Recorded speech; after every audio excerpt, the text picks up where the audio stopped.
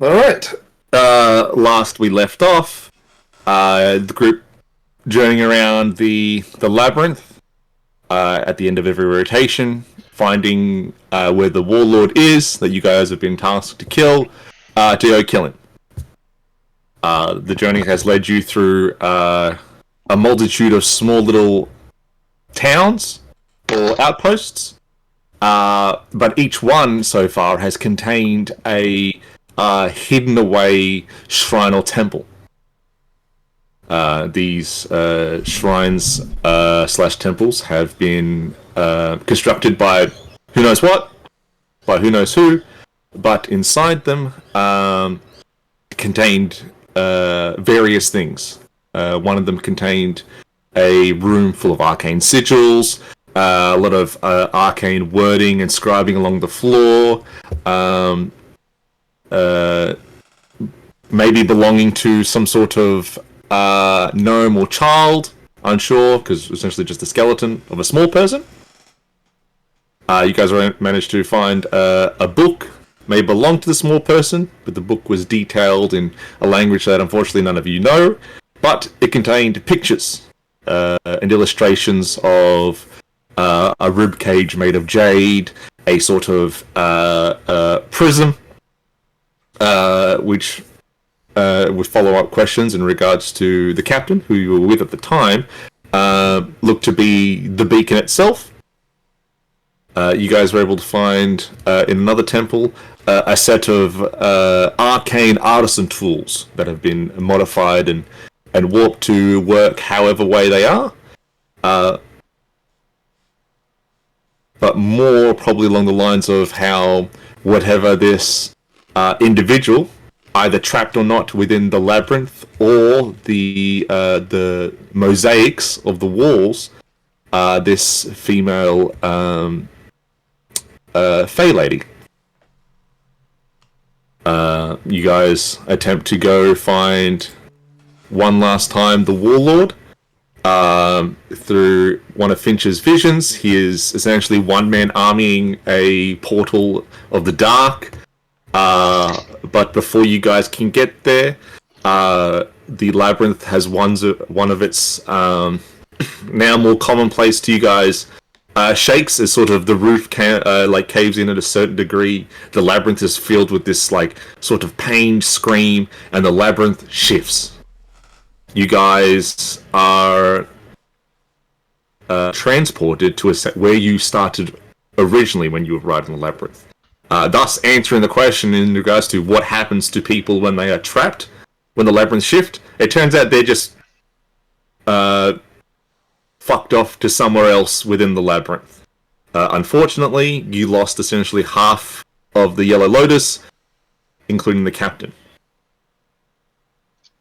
You guys make camp for the cycle, being there for 4 cycles so far, and you, with the new goal in mind in regards to trying to find and fix the beacon now instead of chasing the warlord, you guys head towards the spire. As you attempt to do so, it seems that when the labyrinth shifted under the new cycle, it seemed that it very much helped you in getting there, as there was little in the way of twists and turns, a lot of straight lines, not that many in the way of time consumption. And during this time, you guys were all individually spoken to by this very faint and dainty lady, who is unable to be seen, but has sort of asked each of you for your own names. The only other sort of major thing that comes to mind right now is Wessel had some of his dreams, and one of them being of his mother taking out a sigil or symbol of an 8-crowned tree. That's right. And so essentially we arrive right now as to you guys arriving at the spire itself. This very large, sort of circlish structure that almost reaches the very top of the labyrinth itself. It's a new day. Yes. Cool. So it is us 4 plus the cat plus 4 other members, or I can't remember members that were with us. 5. 5. Sorry, you did say that. Cool. Just like every morning beforehand, I kind of check in with them. I will. What will I do? I will have breakfast. You know, enjoy a morning ration. Do you have ration? It's. I wouldn't say it's morning. Oh right, yeah, just like a. Well, we can't It's tell what that been. time it is, really. Hey. In a way, yes and no. Because there's no natural sunlight, there's no real sort of encompass as to what is technically morning and night. But the labyrinth has its own time system in regards to the cycles, which is also controlling all the implemented like campfires, torches, braziers of light. You can looking at the roof. It's about the lights have gone from the blue to the deep purple, about halfway across. So if you count the cycles as a day, you're about midday right now. Okay. Cool. All right. Cool. With you guys arriving at the head of like at the base of this sort of spire, large front doors made of golden oak at the front, and sort of looking around to your left and right. From where you can see, at least from here, it doesn't look like there are other paths into the labyrinth. Where you're standing, you guys might be the only path from the labyrinth. The only path? From where you are standing, that's what it looks like. Okay. Well, that's where we got to go. That's where we'll go, I guess. I'll wait for the... Because we're still following Finch at this point, right? We're not following the cat? Yes, you're just following. Yeah, still Finch. heading towards that tower. Alright, sick. Well, if there's nothing more we'll do in the beginning here, I think we'll head on our way. Just before you reach the door of the spire itself, you all receive these individually, but at the same time, this female voice speaks to you, and she goes, "Wait, be warned, for if you are to enter with impure hearts, you may find yourself somewhere where you least expect it." You all hear that? Individually, yes. What does an impure heart mean? You hear nothing back. I'm sweet. I know my heart's pure as hell, so... Pure from Sure it is. You're pure of hatred for fucking shopkeepers, let me tell you. I don't hate the shopkeepers, I just hate, the ones that are backed by a particular organization, you know what I'm saying? So every shopkeep. Nah, if there was an individual, soul trader out there, yeah, I'm sure they'd be fine. What about people who are just like, why are you shopping for charcoal in a potion store, mate? Go across the street, and then you proceed to then powerbomb them 3 times. Look, The I'm Yellow wrong, Lotus it's guys look around, they shrug, they thumbs up. cool. I go, alright, no worries. Is that the pure of heart check? They can't speak, so they can only give you, because you don't know how they speak individually amongst themselves, they give you the most basic information that they can, which is whatever that was, but thumbs up, we're good to go. They're chill with it. Sick. We follow suit.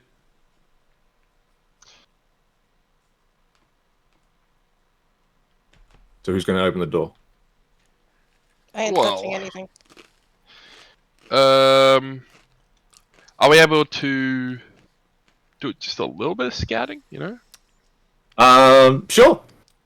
Just like having a because we're here for that guy. We're not here for whatever's inside, And this is a safe spot. So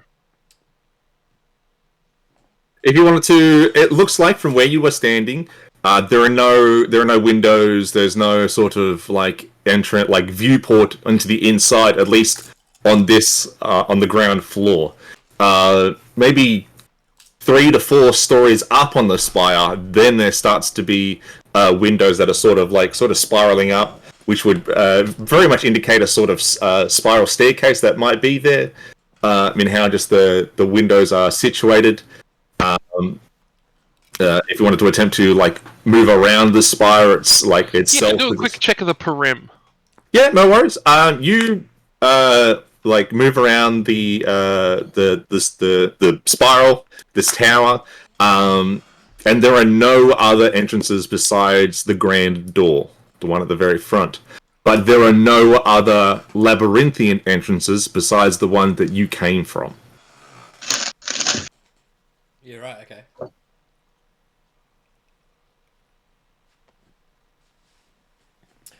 Well, Finch. But there's no bodies. There's no blood. There's no leftover battle sort of debris. It looks like since one of your last visions of the Warlord Reckon House here, the place has been cleaned.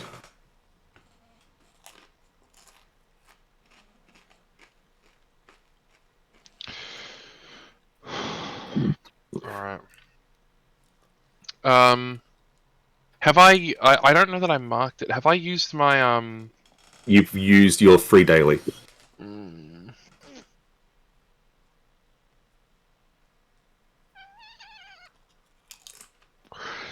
There's not really a reason to go inside, right? The reason you are here because you swapped goals. Inside, your vision indicated that inside were 7 paintings of that looked like the Fey Lady from the Mosaics. And I believe that why you've chosen to come here was to find out what exactly the connection is she might have towards the beacon. Alright, I'm just a little bit scared is all. Alright, I'll give him a knock. You knock on the door and it slightly opens. The knock feels like you're knocking on really heavy wood, but the door opens super easy. Or at least it partially opens easy. Alright, I'll go in and have a gander. Alright. Pushing the door further open, you're sort of flushed, nearly sort of blinded by the supreme light that is now emanating from... It takes a second, but it's a large foyer room in a sort of oval? Like a circle, but flattened. Yeah, like an oval, yeah. Yeah. Emanating from it are 2 large pillars from 2 central spots. Connected around each pillar is a set of spiraling staircases. To the left-hand side of this large foyer-style room are blue fruited or flowered plants. Definitely not native towards Arcosis. Probably fey in nature, but just the hue of the blue itself, very unnatural. And on the right-hand side is yellow and gold. Same sort of flower or plant, just jettisoning around around it before they sort of stop at another large golden oak door. The architecture on the inside, you can see on the tiled floor and the patternwork on the walls itself. That's Arcosian for sure. Bits and pieces in there are Arcosian. But it's mingled with something that's not elven, probably fey.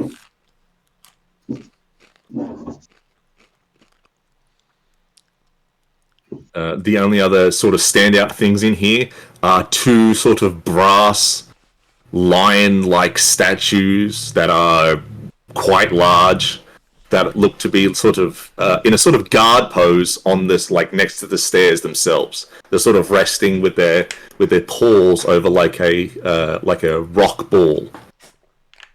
It's pretty cool.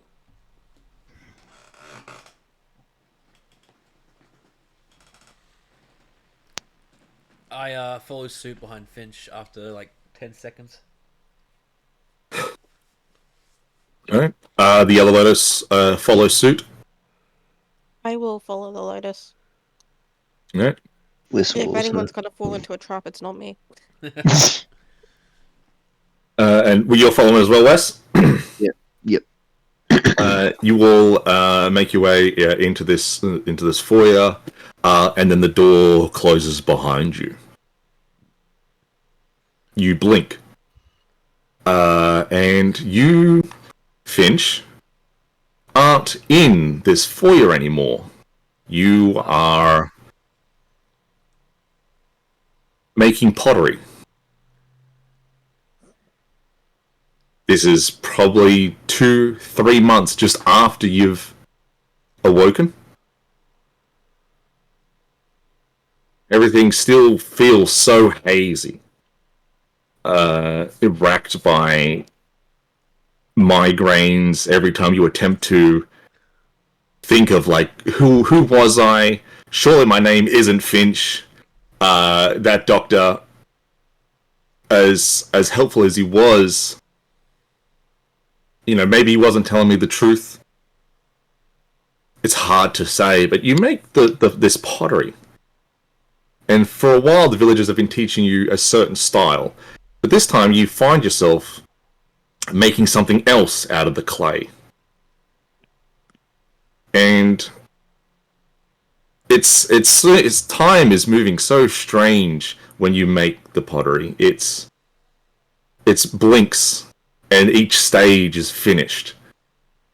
But the blinks are happening so fast, it's hard to adjust to it. And then before you know, you have a clay book.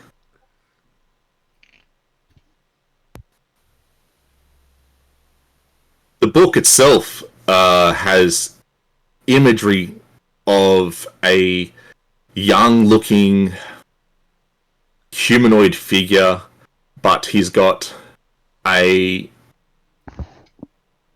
holding onto something in each hand. What is he holding onto? Can you make a history check for me, please?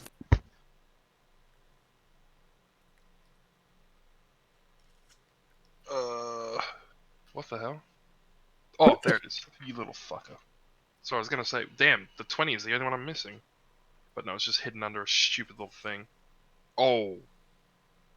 Shit, that is quite bad.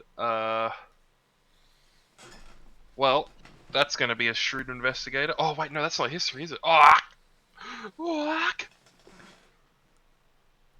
Let me just double check that that's not history. Yeah, it's not history. Oh, that's not good. 8. The workings on this potted book. This figure, he looks familiar. In his hands, he's holding other hands. Oh no. But you can't think of where the hands are from.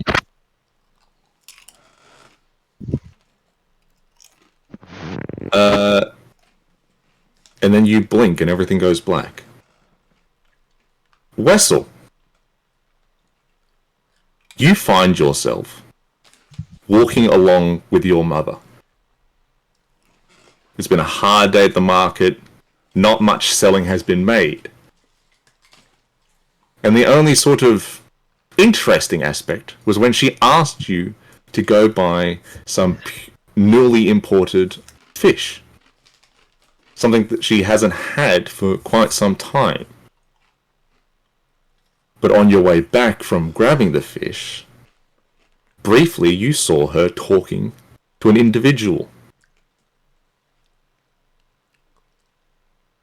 She didn't have a happy expression that she normally has. She looked sour, on the verge of anger. The gentleman it's hard to make out. Can you roll a history check for me?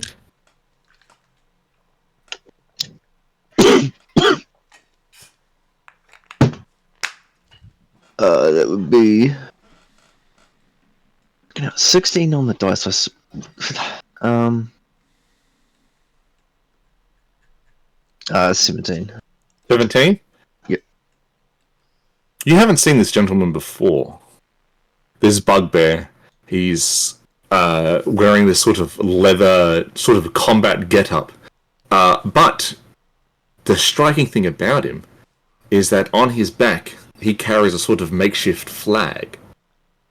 This makeshift flag looks old, it hasn't looked like it's been maintained. The embroidery on the flag itself is faded and withered by time, by usage. But you see, strangely for the second time, an 8-crowned tree. This hobgoblin, this bugbear, sorry. His fur is a deep grey. Very much an older gentleman. And when you ask your mother about it, she says to pay no mind. Just somebody from her younger days that wanted to chat.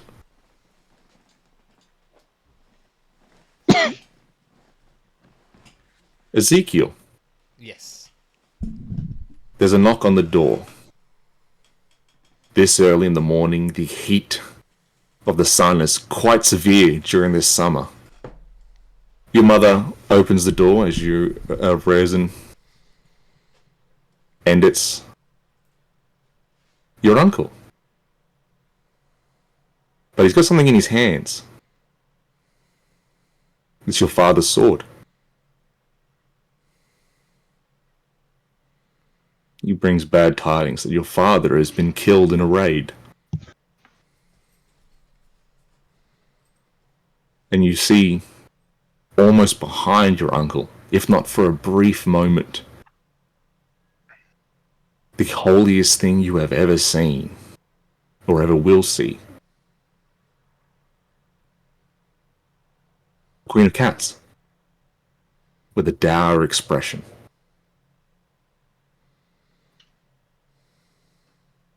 Roll a history check for me, because your uncle looks different.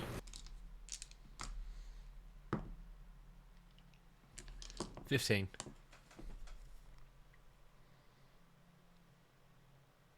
The memory is off. You notice it shortly, briefly. That's not your uncle. Your uncle didn't give your mother you the news. It was a priest that did. But this priest, in a way, does look like your uncle, and his expression isn't one of sorrow and pity. You see, on the corners of his mouth, the beginnings of a smile.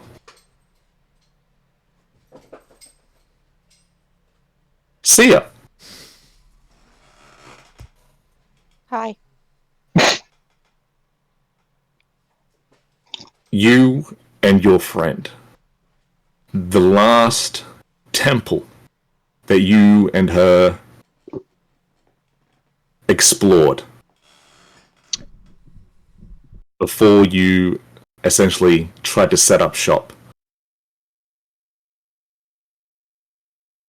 Deep south in Arcosia, you are led to believe this temple, hidden away and old, contains riches that hadn't been found yet.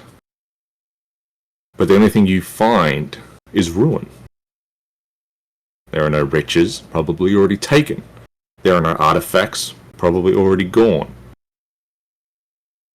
But you do find, and you're able to translate, thanks to a book you had, a set of words, sentences, scribbled out on some parchment. It's hard to remember what exactly they say. Could you roll a history check for me? Dirty 20.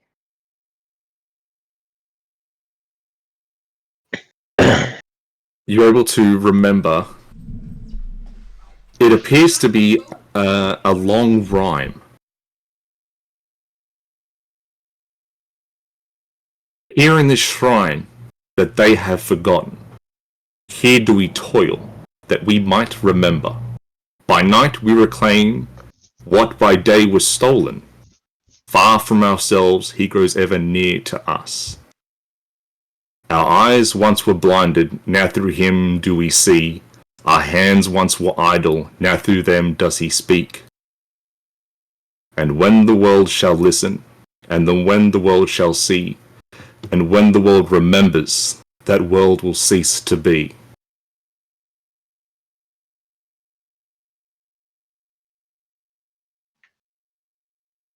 Hey.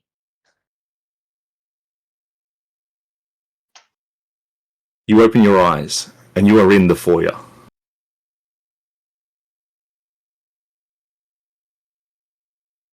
You look around, and there is Finch, Ezekiel, Wessel. But there are no Yellow Lotus. Okay. Are they awake? They appear to be just standing there. Alright.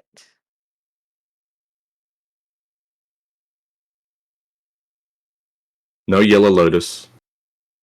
The plants on either side of this foyer have... the light has dulled. And the two sort of lionic figures that were next to the railings of the staircase have also disappeared.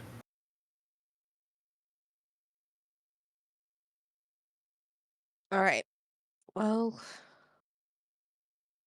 I'm gonna wait a short while just to see if anyone comes to. And keep an eye on them.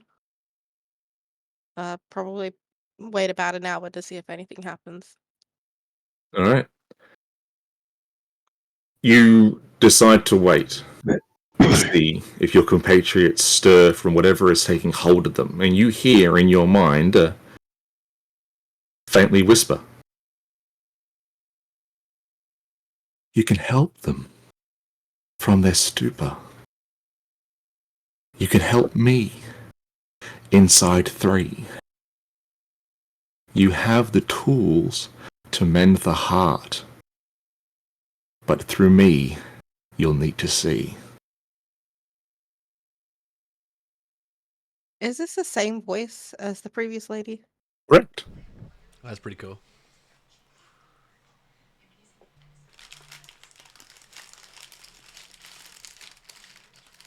How do I even know you will help me? Trust and faith are Faith in me. powerful tools.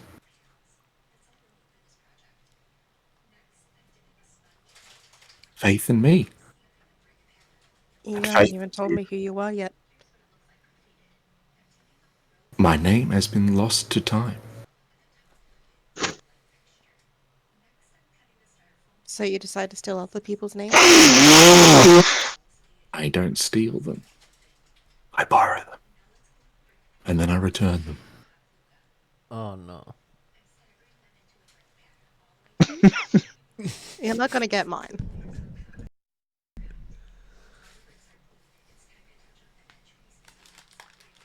I already know your name. Because your friend gave it up.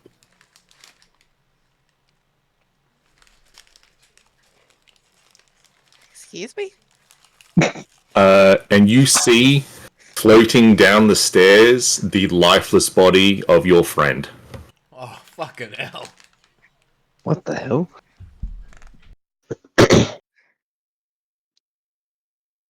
Ah, There is like a gust of wind that comes from somewhere, anywhere. You see your friend's body start to twist and jerk and just... You hear the snapping of bones as the body tries to, like, break free of itself. And the head just twists to you, its jaw sort of broken. She looks exactly how you left her.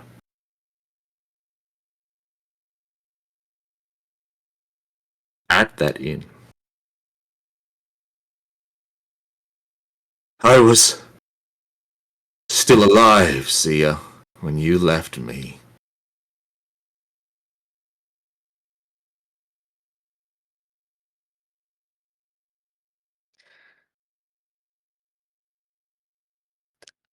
Ah, I can forgive you. If only you help thee. I can promise you that no harm will fall upon you while my spirit remains. Remains.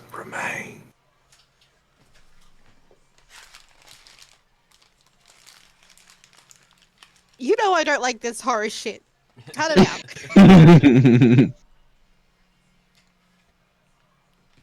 And she kind of just shakes her head for a moment and is like, what do you want me to do?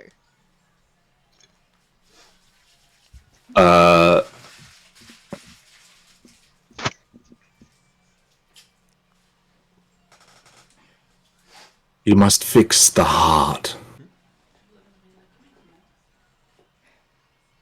Where is the heart?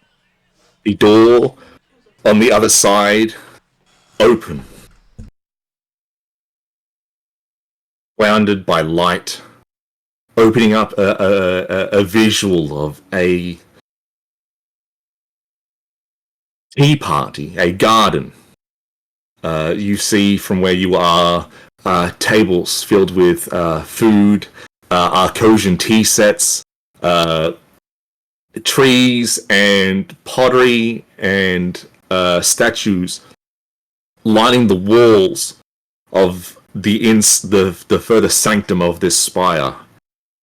And you can see, vaguely, just past the frame of the door, a large stone finger erected from the floor.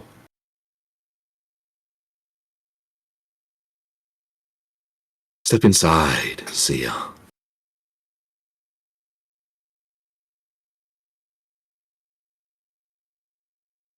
No, If you wish to leave, you have to fix the heart. you still haven't answered where the heart is. Inside. Like outside of the labyrinth. The body drops, and as it does so, tumbling down the floor, every time it tumbles, bits of the body disintegrate into dust until it's just ash on the floor.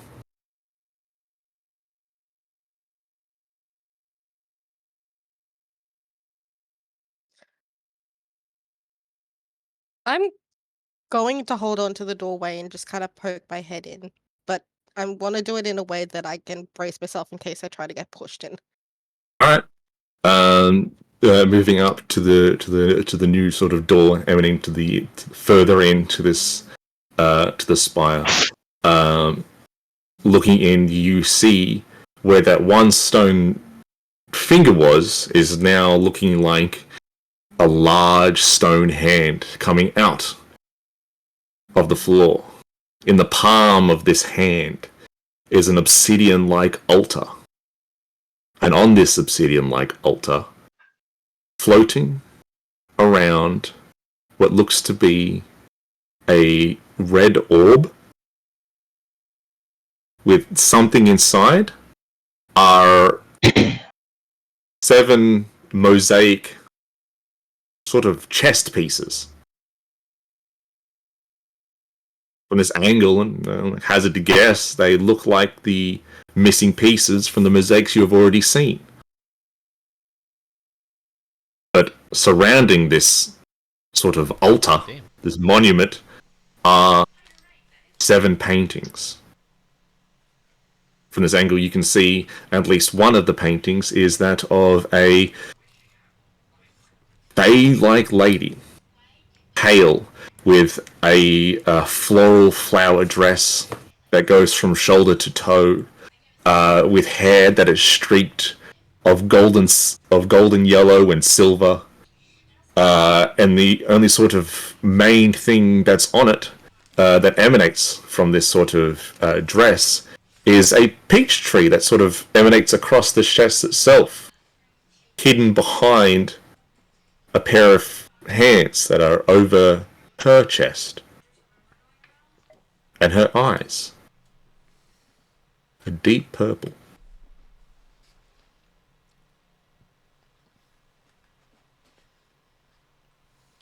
The problem here is Thea doesn't like doing anything on her own. You can see that it sort of wraps around to the left. Looking up to the right, it looks like there might be, peeking your head out just a little bit, but still bracing yourself. Another room further down to the right. And up ahead, just past some branches, you can see that looks like there's another door, but more along the lines of it could be a room.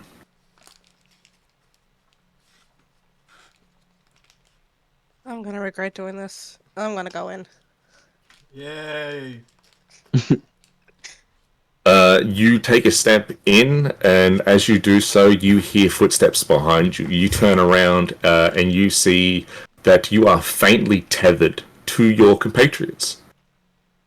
A slight, thin, silvery wisp of energy connects you to your 3 other companions. That's interesting. So when I take a step forward, it pulls them along. Is Correct. that... Okay. Hey, not They are bad. still in whatever stupor they are in.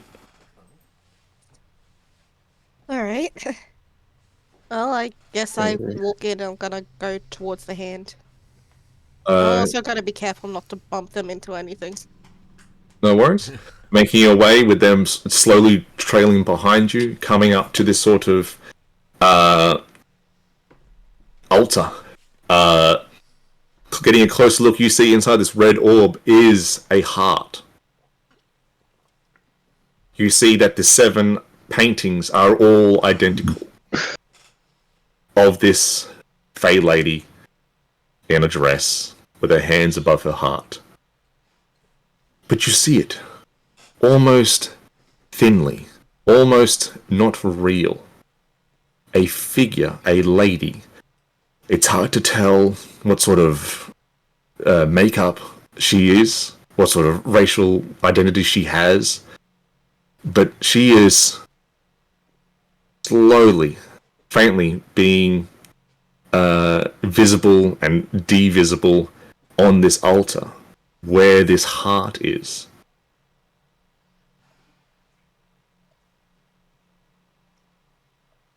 Can you make a investigation check for me, please? Who's got the artisan tools? Is that Wesley? Wes? So? I think so, yeah. Yeah, sorry. Yeah. I'll double check. 16. You notice that this sort of the mosaic like chest pieces are floating around this orb in a clockwise fashion. The heart is beating.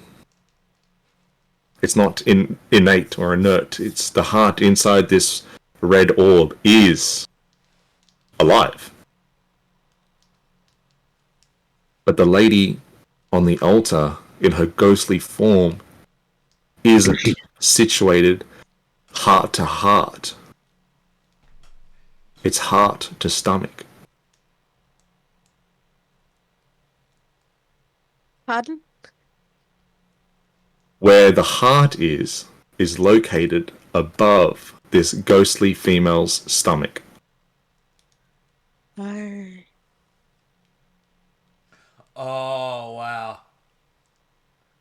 That makes sense.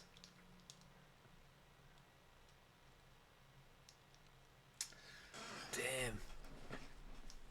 There's no way to tell if a ghost already has a heart. Yeah. Through your experience in dealing with dungeons and those of the forgotten nature, ruins and places, you've never known for a ghost to have a heart. As far as you're aware of, ghosts are essentially already dead, sort of spirits that are, at least in your experience, are trapped beings that have not let go or can't let go, and as such haunt locations. But you've never sort of dealt with anything like this. So she's holding a heart over her chest, over her stomach. The ghostly woman Yes. is just on the altar herself, just Yeah. straight out. I thought, yeah, the heart was on. Somebody was like, "Oh fuck, it's the kid," but the kid's heart. I only have Brower's tools, but I'm gonna use whatever I can to avoid touching anything and try and. Oh yeah, guess- I think Finch has the tools, by the way, because I think I remember he was the one that solved it. Oh yeah, that's right. Yeah, sorry. And yeah, it's not in my inventory, so I had the alchemist set. That's what I was thinking of. Yeah. Just You would gonna like try and carefully move it towards the body. If it moves. you attempt to move the heart. When you do so, there is a cold chill down your spine as there's a sound of like scratching, tearing of paper, and then nothing. And you look around, and the portraits, the paintings have changed. The lady is no longer holding her hands over her heart. It looks like the lady is now attempting to rip the painting itself. Look, I don't know what you want me to do. Stop speaking through people and riddles and just tell me. Wessel, Oh no. you are given a free afternoon. Your mother does not need you for any chores, for any sort of help. No handyman, no gardening. And so you do what you do mostly. Bound around the local forest. And in this bounding, surprisingly, you see that gentlemanly, older bugbear strutting away in the distance.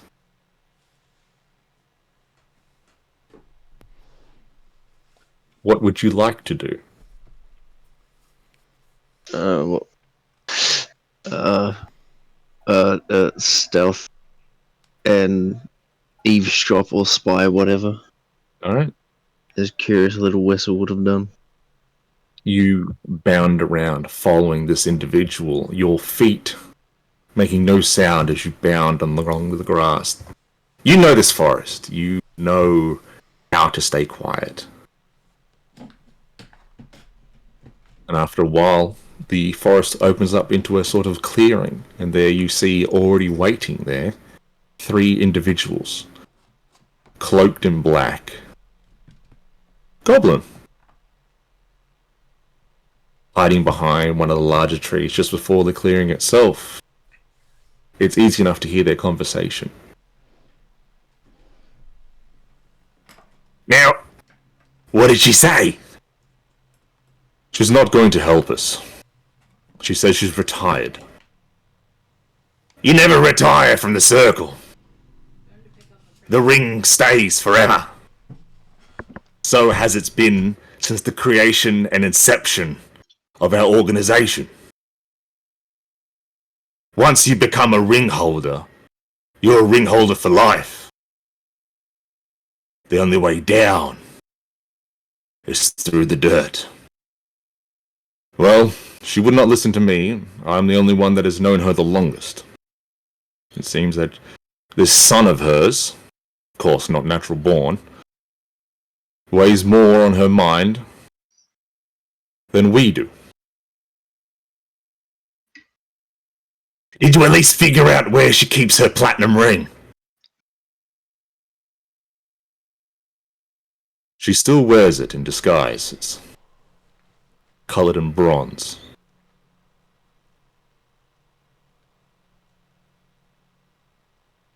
I know someone that will take care of it.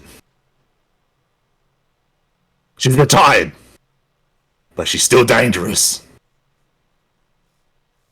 She owes us that crown.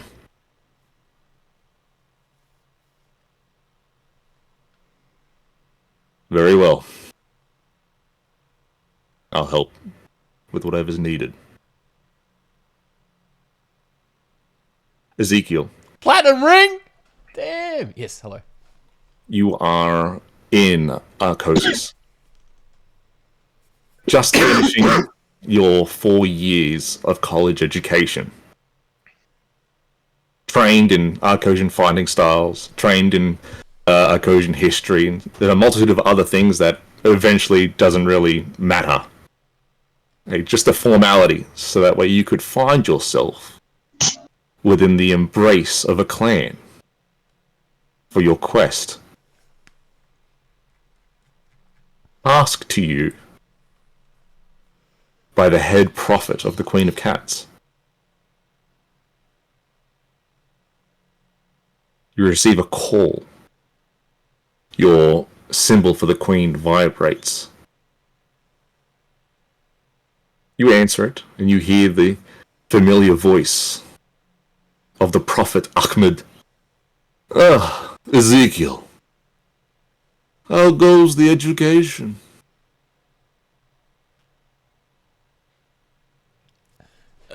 Good. We've just finished up now. Excellent. I've been speaking with our mutual benefactor, and I have word that you will be accepted into the local clan. Supposedly that of the warlord himself. That is the plan, yes. Be careful. I have heard that this clan specifically very much distrusts outsiders. But I've had a word with his daughter, and she has a soft heart for those not of Arcosian born. Do you have her name? No, I don't. It wasn't needed, and the less I knew of her name, the safer we'd all be. Of course, that makes sense. Which means you won't be individually picked. It'll be more of a batch. That's fine. It's probably better that way anyway. It is. But I've received word from her, and she says that if you are able to grab one of the peaches, you immediately call for her, and she will come herself. Such is my mission.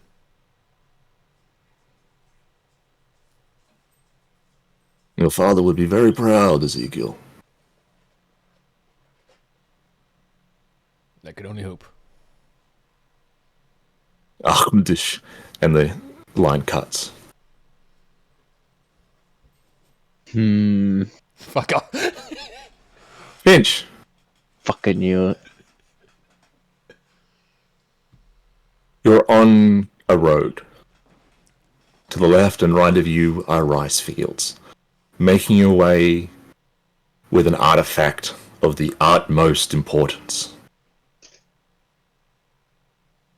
Some might say the most holy of holy artifacts.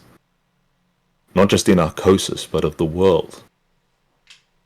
A book containing Gok Tengri's will, his life, his testaments, following along a path to a destination that is... that's gone.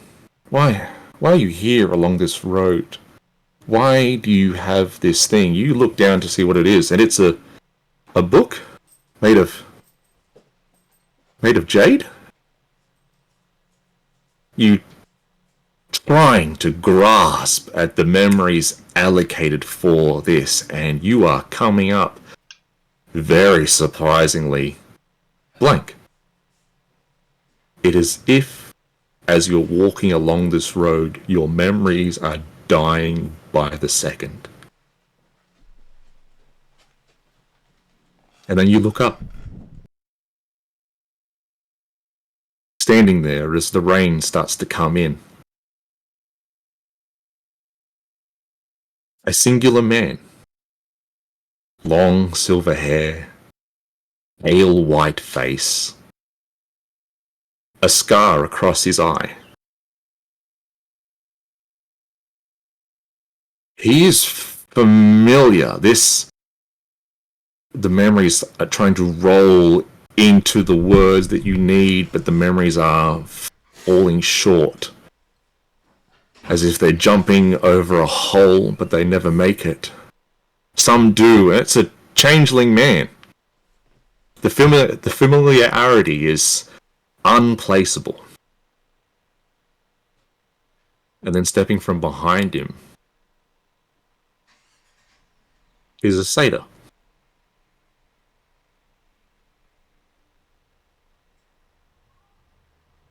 The wind picks up, rustling all around, and you see emerging from the rice fields dark figures. No golden eyes. In a sort of unknown reaction, your eyes light up like the sun emanating from around you in a sort of defensive nature, unsure as to what exactly is happening. Their mouths are moving, but you are hearing nothing.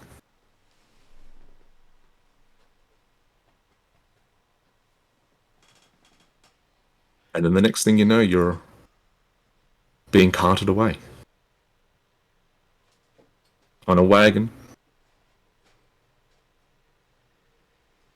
The man at the helm is a gentlemanly figure who for some reason you feel a sense of safety around, as if you've met this man before.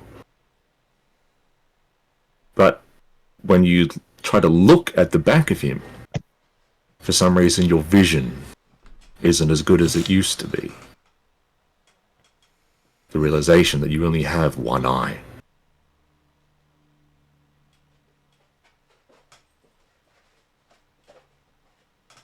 Don't worry, my young friend. I saved you. I'll get you patched up in no time. And I doubt that you'll remember this, but I'm glad you warned me beforehand. If I was any later, you would be dead.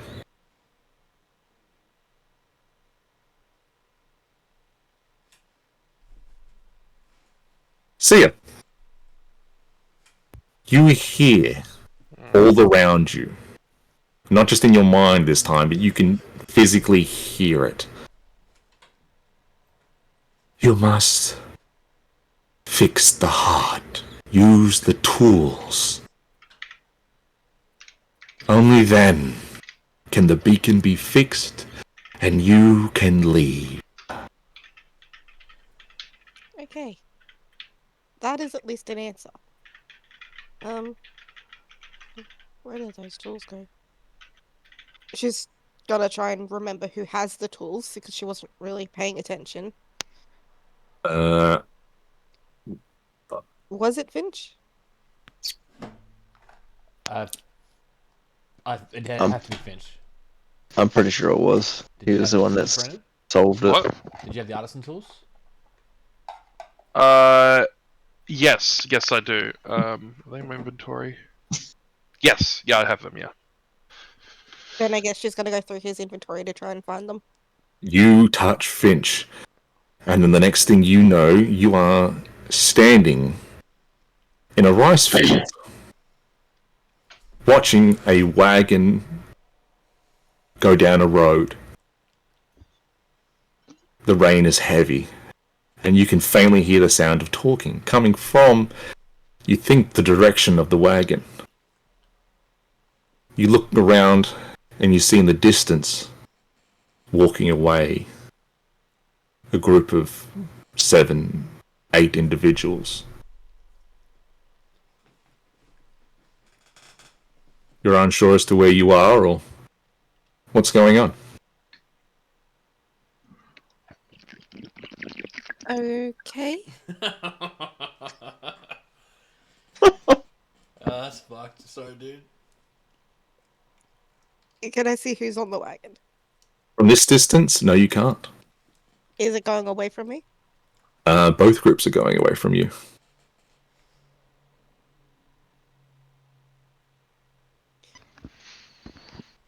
How fast is the wagon going? At a casual pace. I'm gonna try and catch up with it. Alright.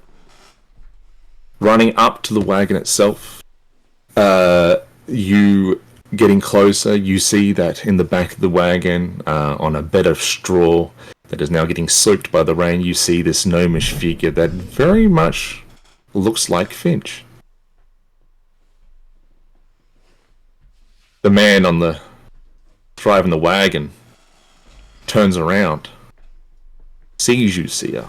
You see this young-looking hobgoblin. Red skin, plain clothes. And he looks at you and he goes, "You're not supposed to be here. No, I get that feeling. This is not your memory." No shit, bitch! Can you hear me? Yeah, you feel a shiver up your spine. The sound of running behind you. You turn around and that group of 7, 8 individuals are now running towards you. Come on. It seems that Finch is out cold. He can't hear you. Oh boy. I'm gonna turn invisible. You attempt to turn invisible. And when you do, that sort of effect that washes over you, in that moment, that sort of blink, the scenery changes.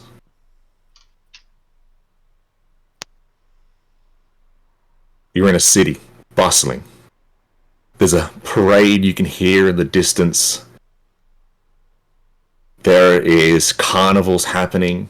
To your right, you see Ezekiel and Finch, and there is a monk on the ground. He is holding something. They get the monk to let go, and he goes, "What was that? I have to tell the Grand Master." And away he runs into this building that sort of looks like a monastery. There's an earthquake, a rumbling, and then an explosion emanating from what once was a large black sphere. You see, rising up above, walking through some sort of void, a skeletal figure in a black robe holding a scythe so large it could swipe through mountains.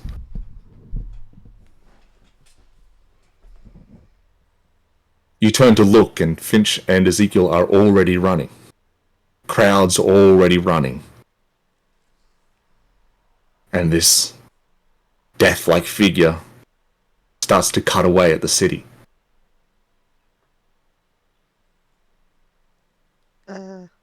Whoosh! Large portions of the city and the earth itself are sliced off the ground and flung into the distance.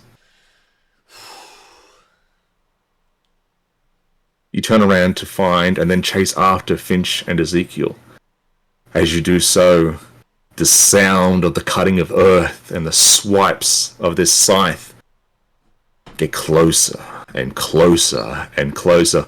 Woof! Screaming and panic, almost overbearing.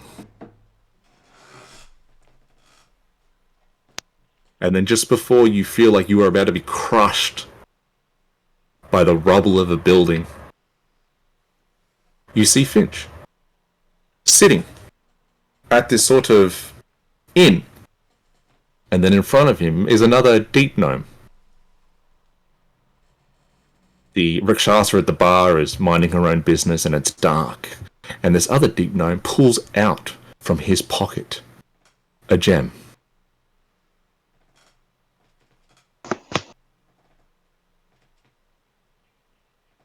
Finch, I need you to make a perception check, please. Yep. Oh man. What? Where did I just put you? As you, Finch, are being ran through of memories of the past. Another very, very bad roll. Oh my god, that wasn't very good either.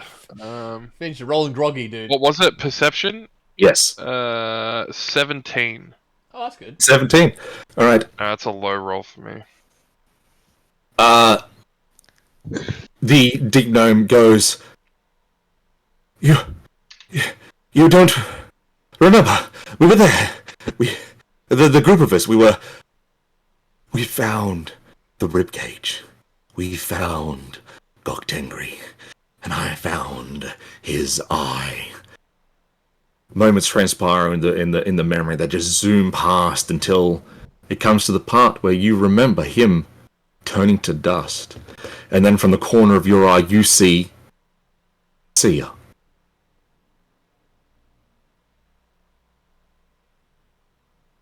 Does that like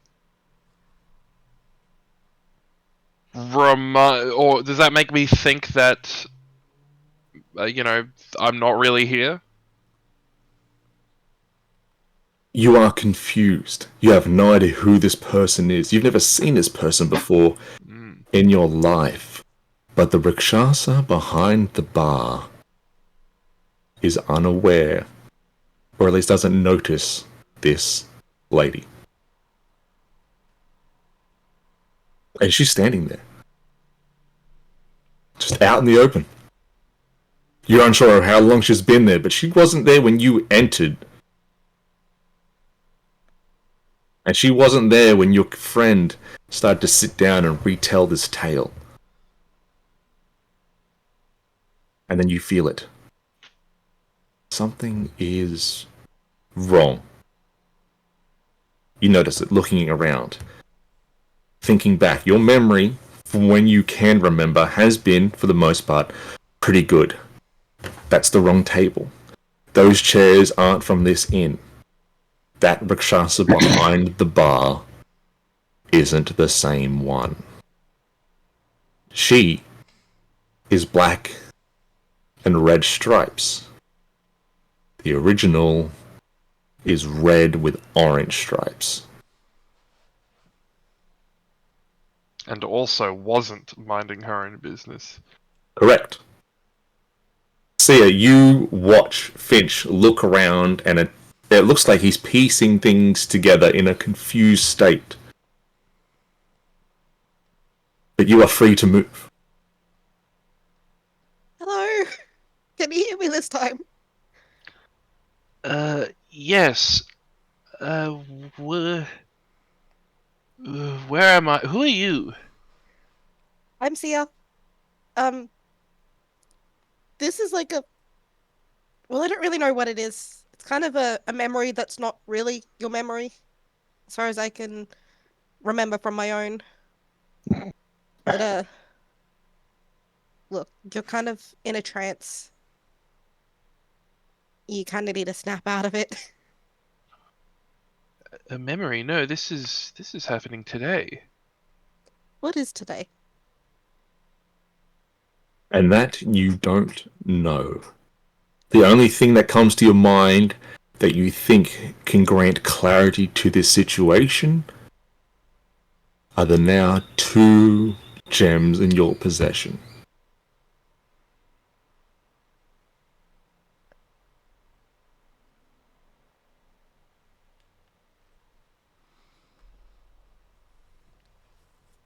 Do I have Did I have 2 eyes by this point? This is when... Are they Not the different? eyes themselves. This is when you were given the second No. gem. I mean when I just mysteriously regrew my second eye. Yes. Oh yeah. Okay.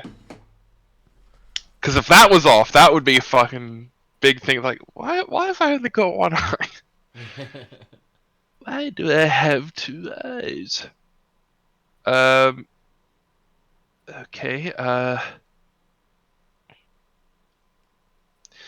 well, if this is true, how do we leave? I don't know.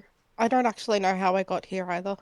I kind of just was trying to get the tools out of your backpack so that we can fix the heart, and then was there for like lots of fucked up shit. What the hell was that scythe, dude?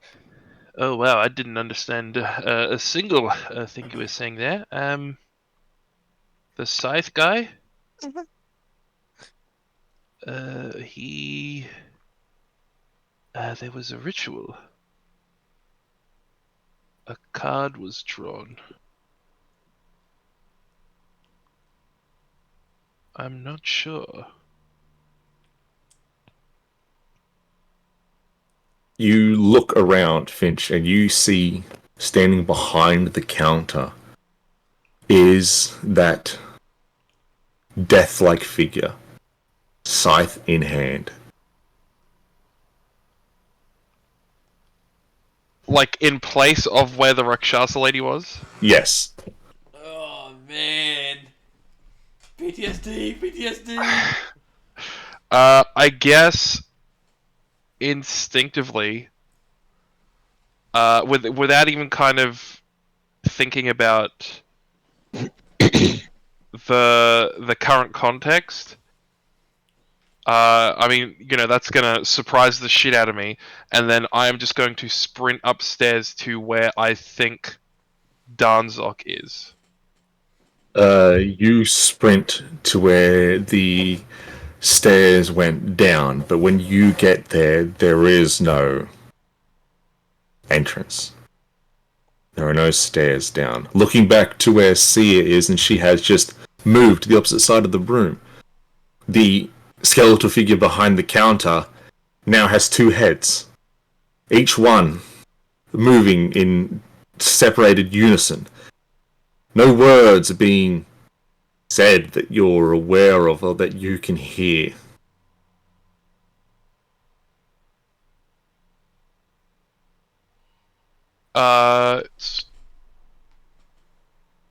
Just standing there, just going bah. Yes. Okay, well, consider me convinced. I don't think I picked up the eyes, so let me go back to the table. Let me go back to the table. So I'm gonna head back to the table, and I'm just going to collect them. You grab the eyes. You are jolted in pain. It is strangely almost unbearable. And then your heart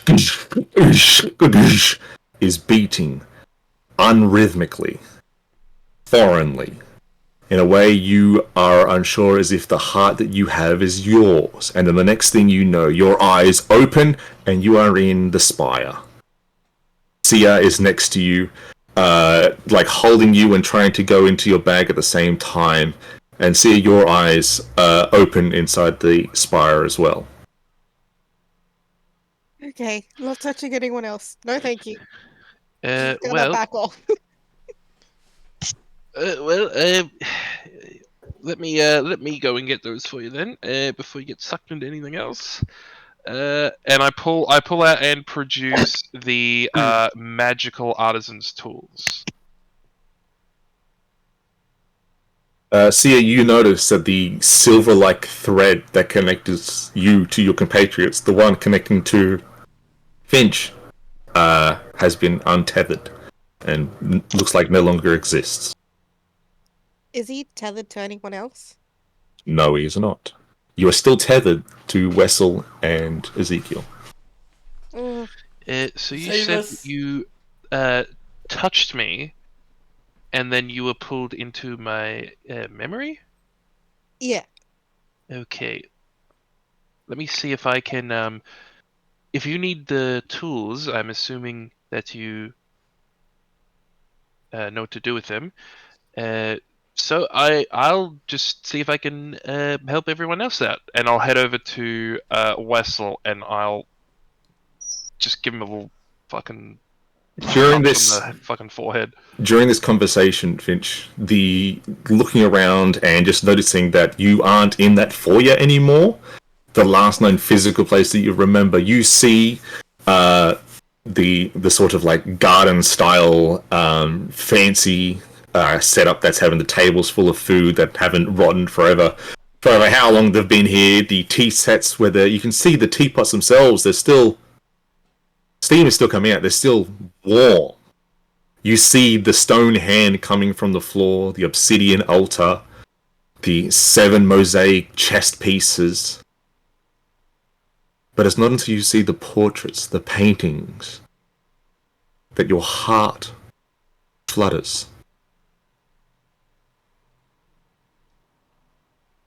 And you know that's not you. That's the diamond. When you see the lady in the paintings. Mm. You feel a wetness. And it's a tear. Emotions that aren't yours. But you're unsure what sort of emotions. You touch one of your compatriots, and nothing happens. They're just standing there, idle. Sia, how did you do it? Did you? I just put my hand on your shoulder. Oh, so it's not a shoulder? Okay, I'll touch Wessel on the shoulder. Nothing happens. Um, I'm having some trouble doing it. Oh fuck!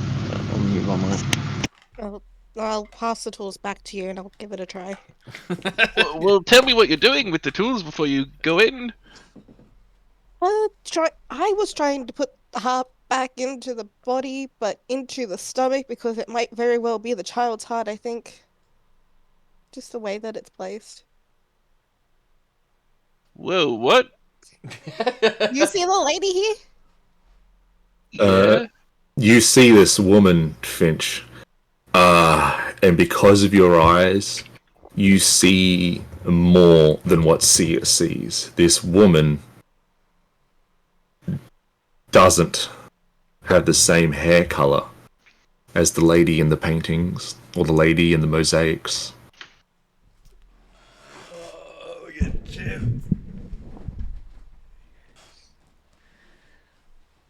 This woman's facial features look almost the same, like sisters.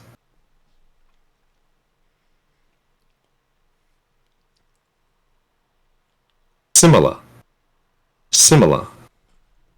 Something else that was similar that crosses your mind is when the captain of the Yellow Lotus told you about the potential name of Goktangri's wife. Titania or Titania.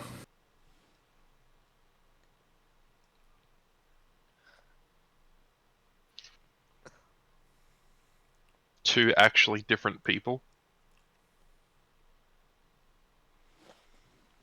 A possibility crosses your mind.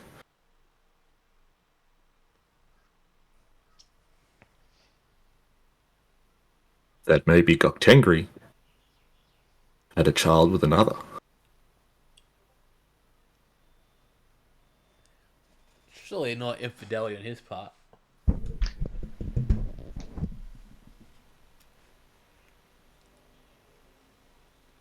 No, I got Tingry's a Chad. That could be why they're rubbed out. Is he fucking...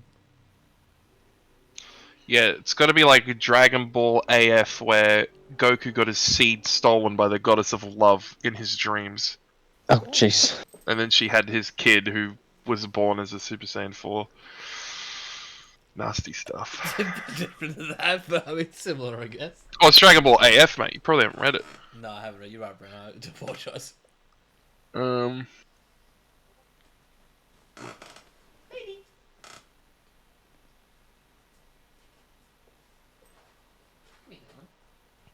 While Okay. you ruminate over this potential thought, you see that this lady's ghost-like appearance, that to Sia is sort of a black and white, shades of grey. For you, Finch, you can see the colours and a more defined expression. Facially, physically, she looks like the painting and the mosaics, but her hair is not a golden yellow and deep silver. Her hair is a golden yellow and deep blue, and her eyes are shades of black.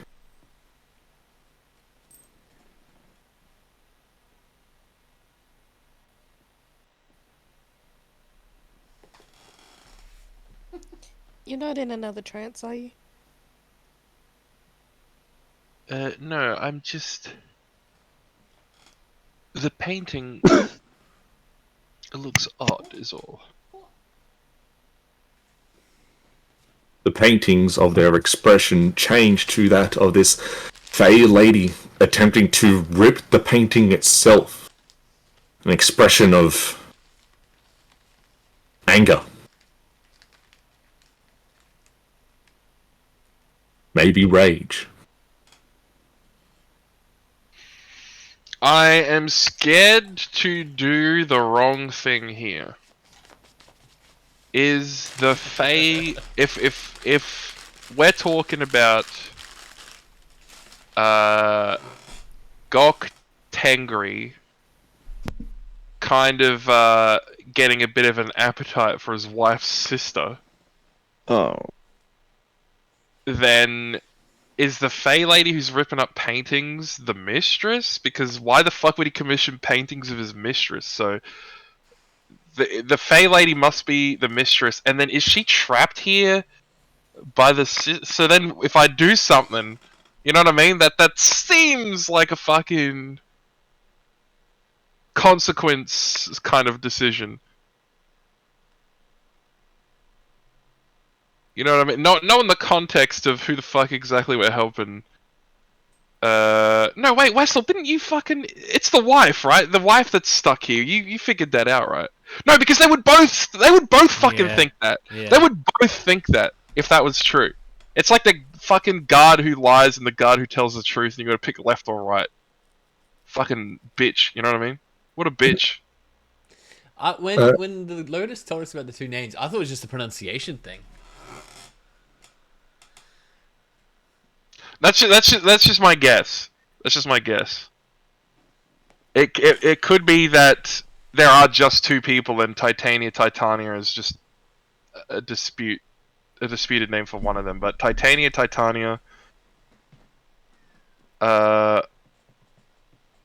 you know, under that context. Yeah. It seems, Sia, that when Finch touched Wessel, nothing happened. Yeah, I'll give it a try.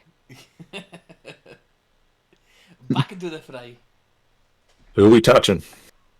Wessel. Alright. what? Well, I'm not touching Ezekiel with a 6-foot pole. Yeah, I don't you want to see in his head. I don't want to You know. touch, put your hand on Wessel's shoulder, and this strange familiar pull, and you open your eyes, and you are at a funeral.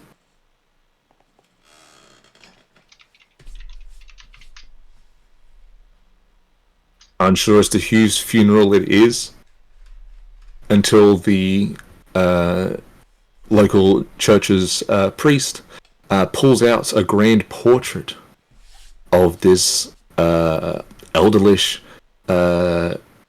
goblinoid lady. And you see Wessel off to the side in a small procession of individuals. You can see Wessel is very much upset. I'm gonna still try and walk up to him. Like, go around people, of course. I'm not gonna walk through the middle of it all. But yeah. You walk around them, and then just before you get to Wurzel, you see off to the side.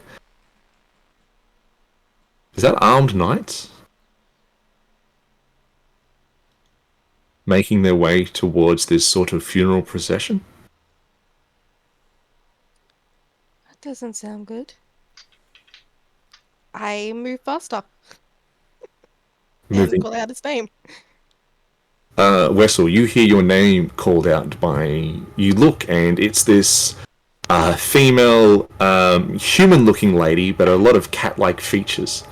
Her eyes are slitted. She's got sort of like whiskers, and she calls out your name, but you've never seen this lady before in your life. Me? And points to Yep. himself.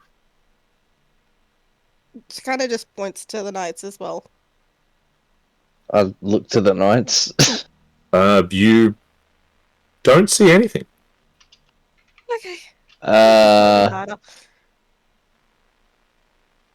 Ooh, You what's know the- where this is. This is your mother's funeral. And everything about this is how you remember, except for her. Do I know this is a memory? Or like, am I like in the moment? You are in the moment, and when she calls your name and comes up to you, like all the times, your natural born instincts, the hairs on your ears stick up.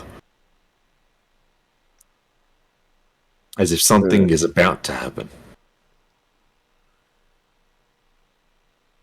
This is not happening now. This is a memory.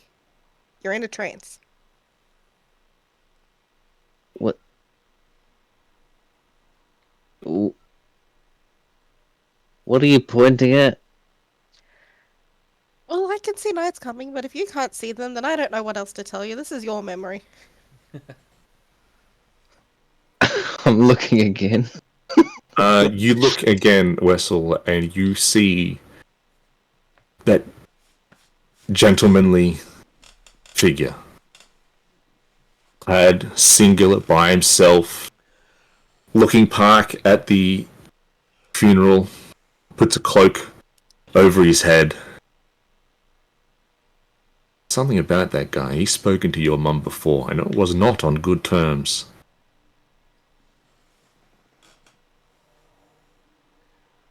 I don't see any knights, but that.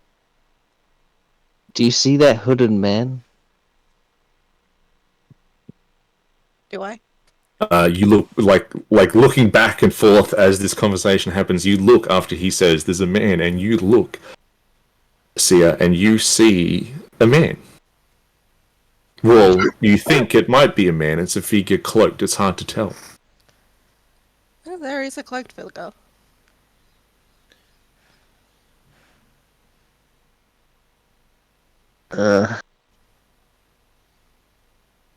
So there's no. I can't. Did you come from one of the inns?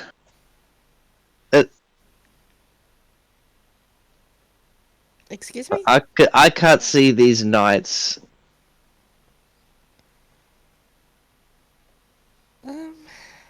Gosh, this was easier with Finch. Whistle's stubborn. And he's not a detective like Finch. Look, just be prepared, okay? I don't know what else to do here. But also sorry for your loss, I guess. She's just gonna sit next to him. Thanks. When she says be prepared, Wessel, that strikes up something inside. Be prepared. Your mother used to tell you sort of the same thing every time you'd go out to hunt or to acquire your weekly special night's dinner into the local forest. She would always tell you Wessel, my son, always be prepared. And as you think on that sort of memory, the scenery shifts, and you are tailing a cloaked individual through a forest. It is pelting down with the rain, hiding your footsteps. Your sixth attempt to apprehend this individual since leaving the city of Chengdu. Each attempt harder than the last. Why was he at my mother's funeral? Why was he at the destruction of the city of Chengdu? And vaguely, strangely, a memory that hasn't happened yet. I would have. Why did he grab that dagger from my mother's cupboard? And it's that strange new memory that has happened, but it hasn't happened for you. That you stop, you turn, and you see the female from before standing there as if waiting for something. How do you know that this is a vision? A memory? Well, because we're in a labyrinth and we were walking through, and then we all kind of fell into our memories. And when I woke up, you were still in a trance. I fell into Finch's memories and woke him up, and now I'm trying to do the same with you.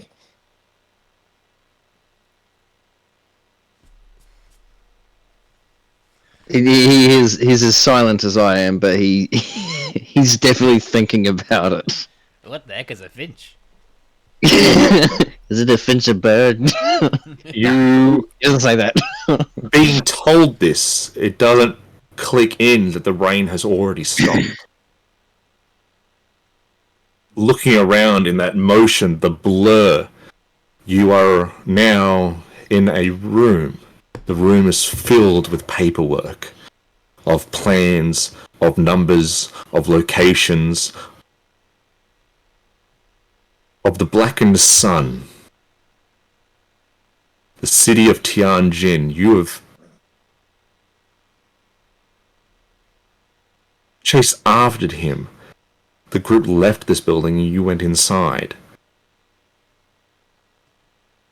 And then you watch yourself attempt to grab some information before you leave.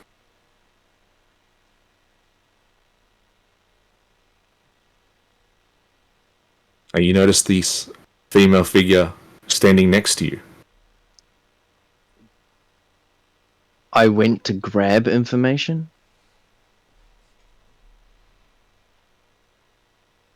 Yes, but that's not right at the same time. You didn't really grab anything. You wrote down and drew a map.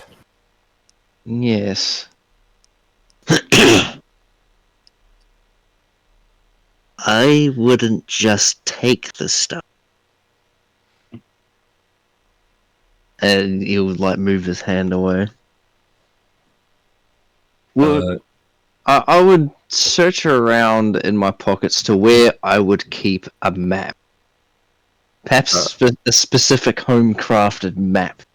You reach into your pocket and it's not there. And then you watch yourself leave this building.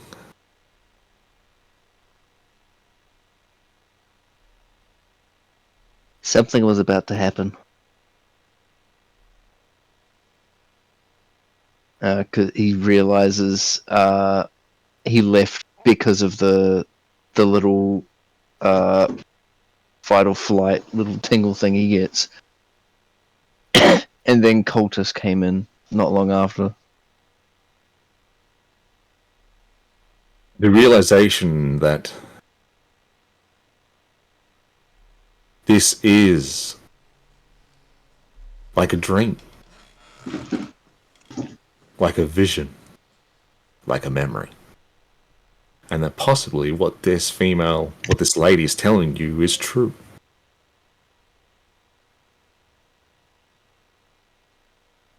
How did the other guy, Finch? How did he get out? This isn't right.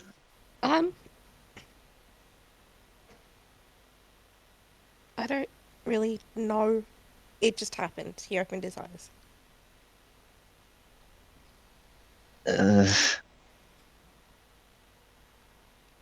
Shit. Just in case, let's leave. I know what happens next. Okay. And yeah, he'll lead out the same door they watched himself walk out of. You exit the building, and then you enter another building.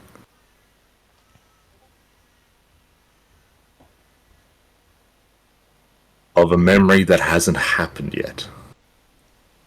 Oh god. This room is dark and damp, and you can hear the sound of rain, water, liquid drip from ceiling to floor. Puddles all around. Hear the sounds of running. You hear Ezekiel. You hear Finch. Sound of panic. Coming from Finch. Your ears spring up. The furs grow stiff. Something bad is about to happen. And then you hear it. The sound of running. Louder and louder, Wessel. Turning a corner into this corridor, you see Finch sprinting. Fear on his face. And unnaturally following behind him is Ezekiel. With an evil glee on his smile. And then before you know it, you see Ezekiel ram a sword through the back of Finch, lift him up. And then you open your eyes and you're in the spire. What was that? I'm just gonna turn to. I don't know. You see that the connection, Silvery, between you and Wessel has been cut.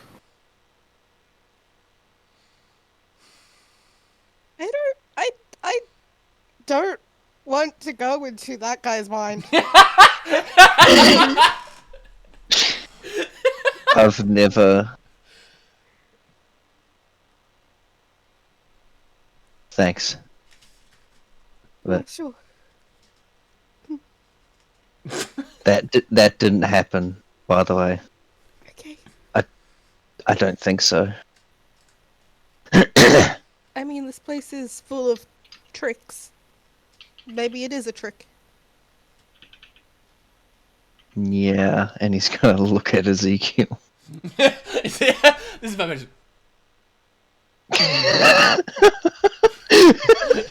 What's that picture someone took of the fucking my character on the on Jacob's tabletop? That's my face. It's just that just broken. Yeah.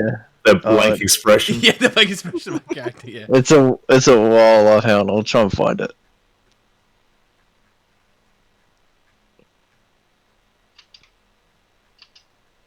Oh, here it is.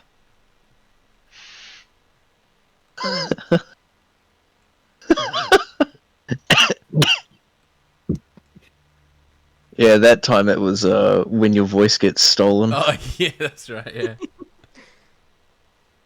Finch, you hear this female voice, the same one that you were speaking to on the way up here, where she was promising you help, just in regards to an exchange of names.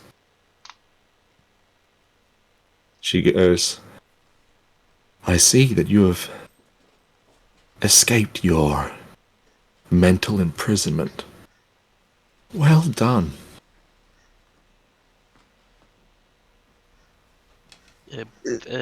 Thank you. I can help fix the heart.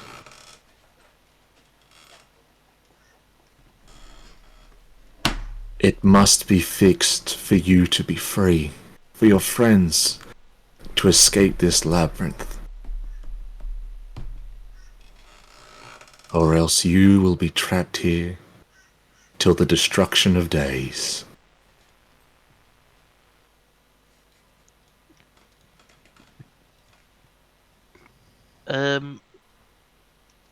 Okay.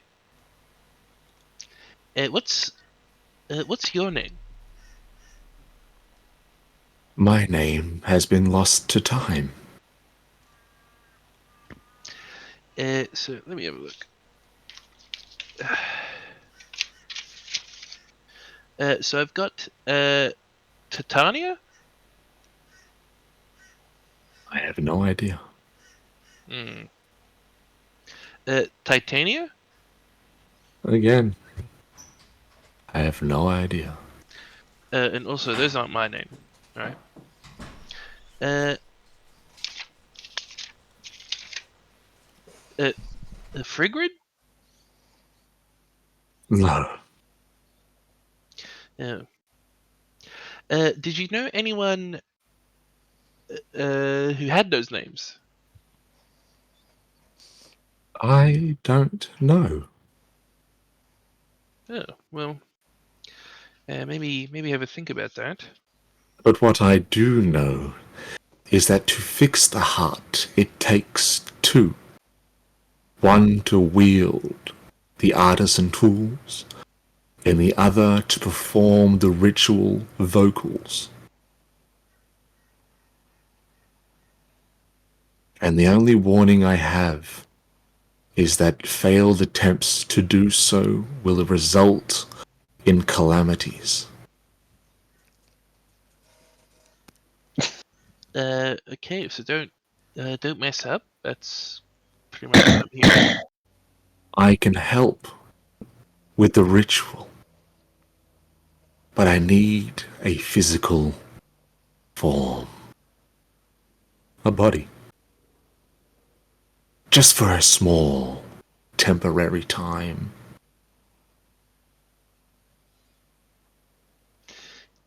Uh,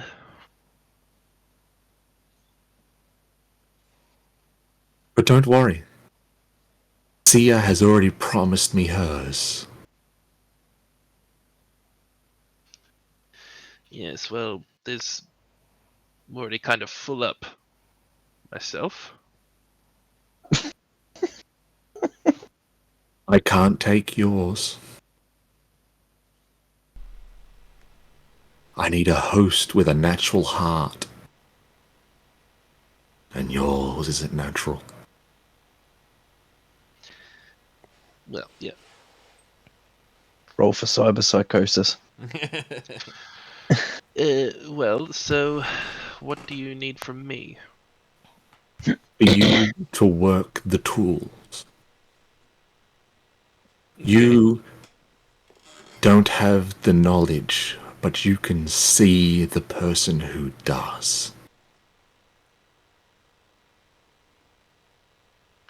But how do I get the knowledge? Oh, I am sure you know very well how to use your own gifts that have been bestowed upon you.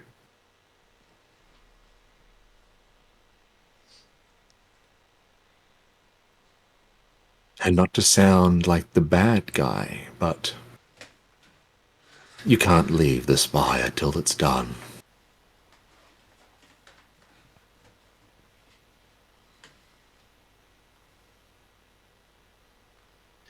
All right, give me a minute.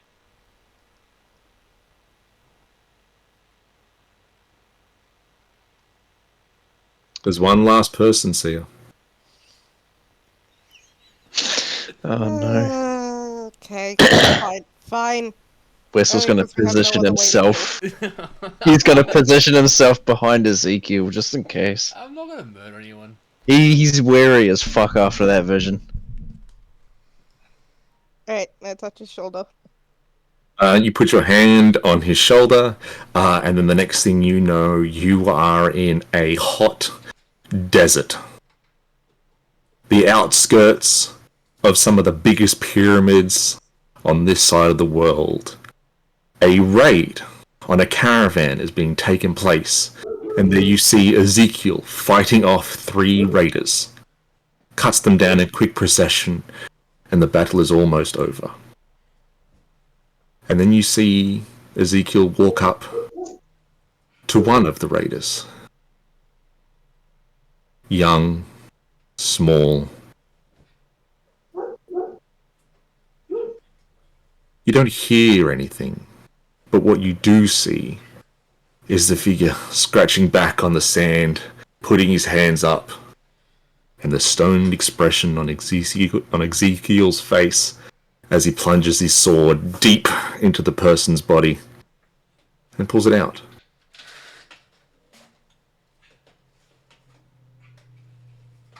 You see Ezekiel does a small prayer, as do the rest of his compatriots, all wearing the same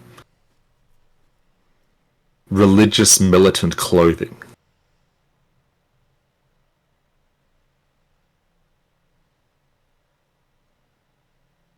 And then, as if the wind sweeping the sand across your face, you are now in Arcosis, southern Arcosis, where you have been before, Sia, at least in your journeys this far south, investigating ruins and places that have been forgotten. But you see Ezekiel. Behind him are numerous golden horde centaurs.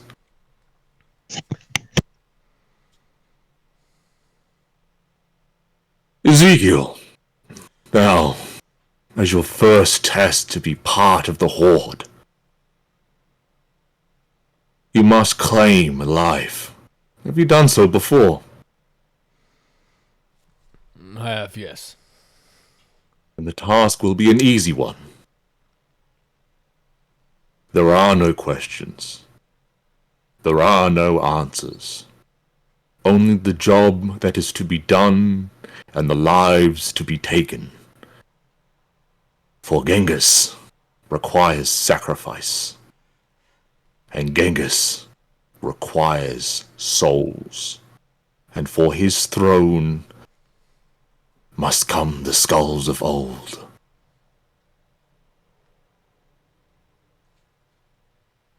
And he pushes some of the plants away, some of the bushes and tree branches, to revealing a small traveling caravan that is set up this side of Arcosis.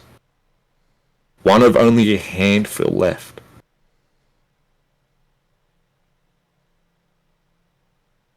Do it, Ezekiel, and we will bring you in.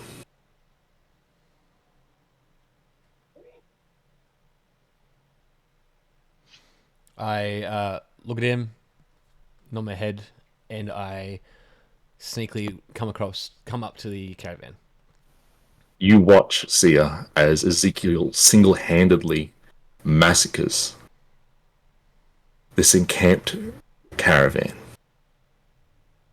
Men, women, and children.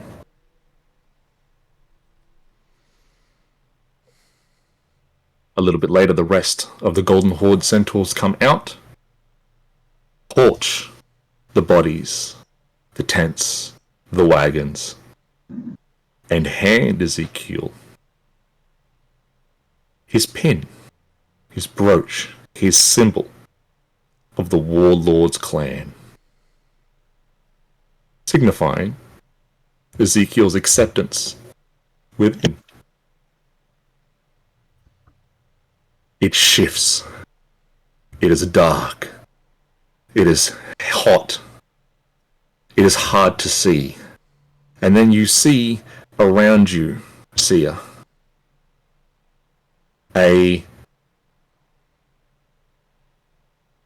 bodies in rubble. You see Ezekiel standing up with a unconscious looking Finch behind. A singular light of a torch has been lit, and there in front of him is a Crowning moment. tiefling in clan gear with a singular potion. A health potion, by the looks of it. The scene plays out of Ezekiel trying to get this potion for Finch himself, with the clan member stating that the child is more important. That look on Ezekiel's face that none other than the clansman could see was one of rage.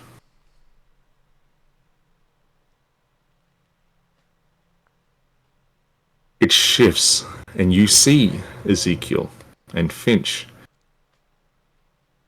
You haven't been to the city of Tianjin, but you have heard of it. And there, standing on the side of a road, where it looks like a bunch of clansmen have cordoned off a sort of storage zone, a small goblin comes up to the group in reporter's clothing. The reporter asks him some questions. And instantly, Ezekiel gets angry. He picks up this goblin reporter and slams him into the ground. Goblin runs away wounded.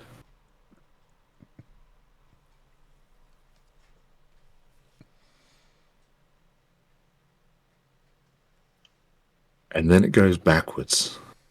And then it goes backwards. And we see Ezekiel. Ezekiel, for the last time, you have to say all your prayers in order, in sync with the rest of the herd. If you cannot do so, you will be punished. And you see Ezekiel, young, in his teenage years, as he gets cracked across the side of a head with a wooden club. But Ezekiel, this is off to you. There is no wooden club in this situation. You feel the whips strike your back, but you see only the Grandmaster with the club. Until you turn to see where the whips are coming from, and you see this female-looking shifter standing there, out of place.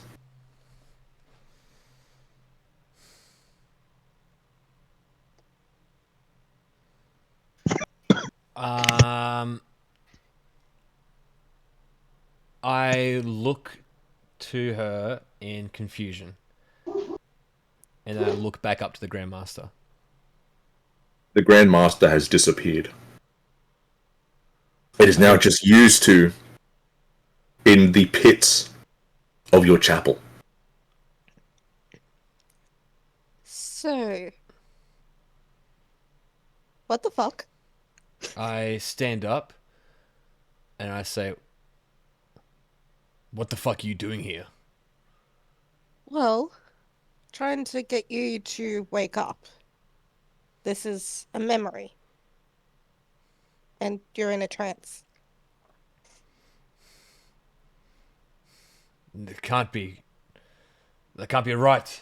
And I look around to see if I can find, like, if there's anything else in this pit besides us two. The only thing in this pit besides used to is a mural of the Queen of Cats slaying her brother.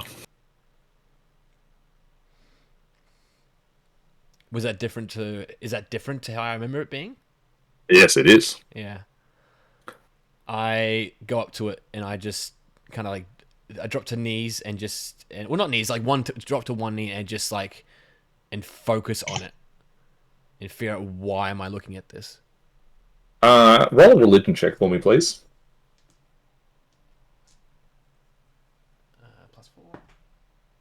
+4. It's natural 20 +4.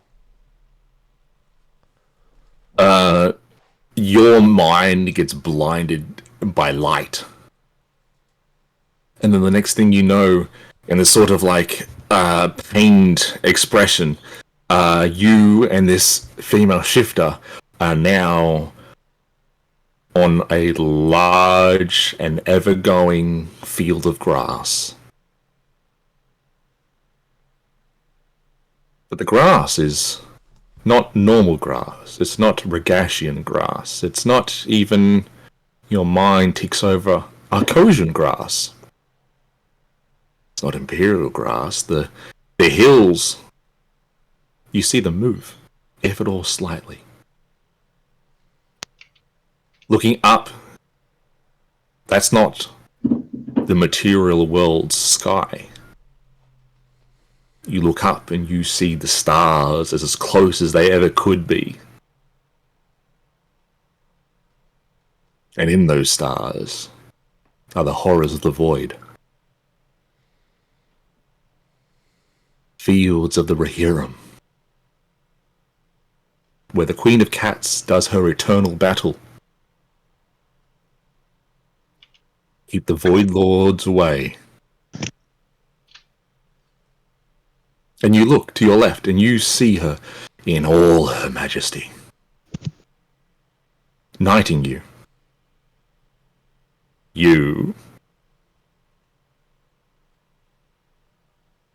Are you worthy enough to be knighted? The thought crosses your mind. The things I've done, the things I've seen, the things that are required of me, Ezekiel. And then that bit of you kicks in. That spark of your father's that will always be yours. The authoritative arrogance clicks. I am worthy to be knighted.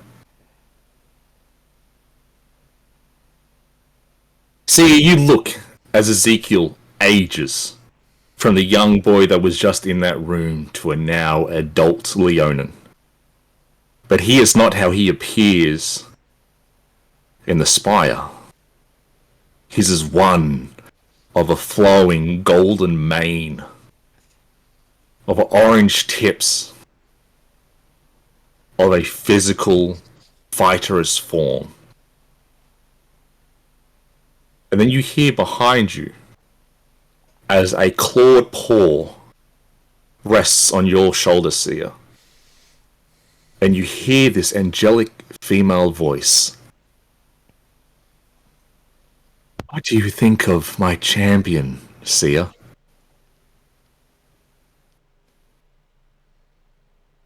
My warrior. Well, I suppose the question is, what do you need him for? What I need all my champions for. Loyalty. Dedication. And the tasks to be done that those with a frailness of heart cannot. For the ends, Seer, justify the means. But your time is over. She snaps her finger, and Ezekiel and Seer eyes awake in the spire. Nope. No. Narc. I look at her and she's like scared. What is wrong, Sia? Are you okay? No. And I approach her. Nope. Oh, fucking hell. Stay. Just give me a minute. I look to find Wessel. He's behind you. Oh, he's just like, oh, you can't see me right now, but the whole like looks away, like looking at the room. He folds his arms, which hides the garrote that he was holding. What happened?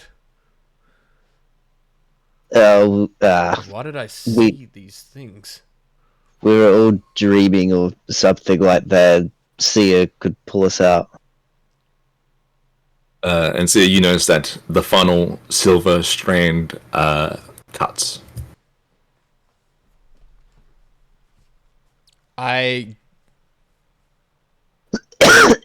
I go to see if she doesn't flinch. It's up to Sia. Well, she's not going to flinch away, but she will punch him if she needs to. Not that I'm it'll not do gonna do anything. anything. I'm not gonna do anything. I'm just No, gonna. no, it's She is okay. ready to. I'm just gonna It's approach okay. him, I like- won't flinch, but I will punch you if you come near me. I don't do anything. I just come up close and I go, Sio, what did you see? What's the answer that's not going to get me killed?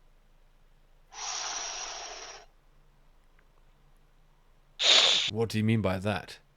And with that statement, Ezekiel, 1,000 events cross your mind of what she could have possibly seen. Yeah, for sure.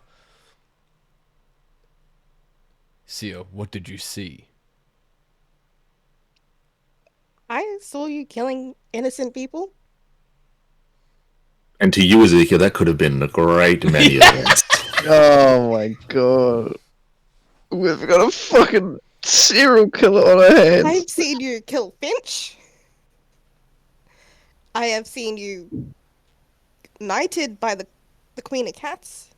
I have seen you in training and punished for not following orders, I guess. I can't remember the exact words. Something about your prayers. Right. You know, I think this place can skewer some things that you see.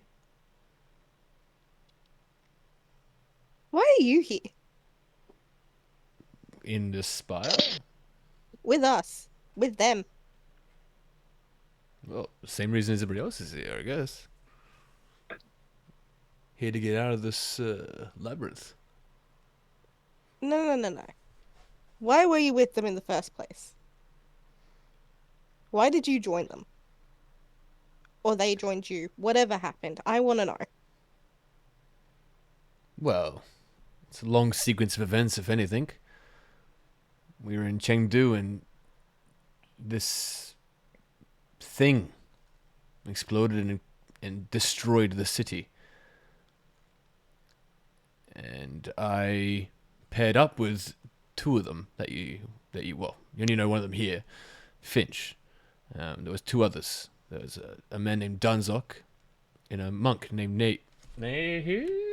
Yeah, Yeah, no. I'll make sure I got the right name right there. And we made sure that we could save as many people as we could in the city, and I thought they were fairly worthy fighters. Nehu had to do his own thing and deliver a letter or a message of some sort for his monasteries and to a much more higher one, I guess.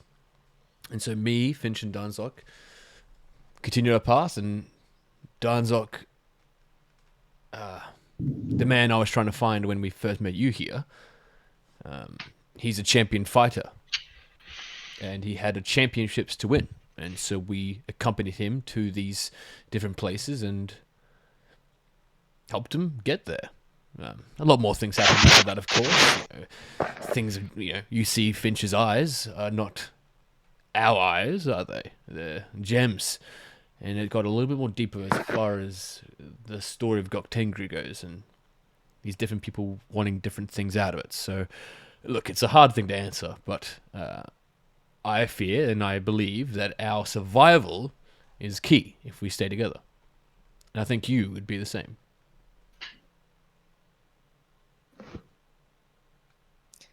Let's just say I really don't like what I saw.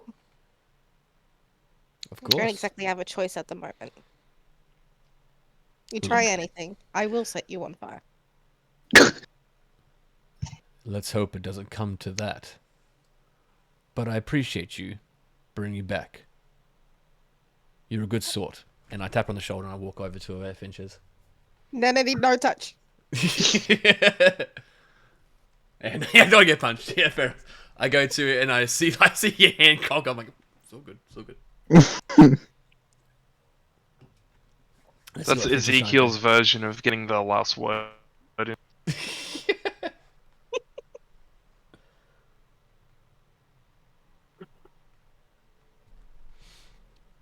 all free from whatever was afflicting you from before, the memories that were seen, either true or not.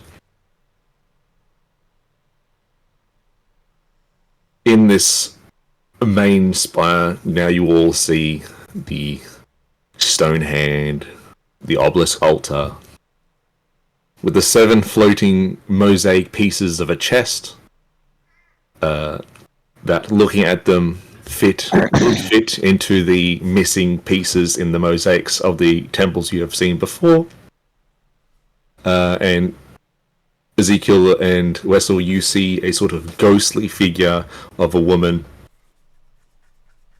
on this altar, Jesus. and then lower down towards where her stomach is a red orb, and inside that orb is a heart. What could that mean? Do you think that's connected to the missing child from the original statues we saw?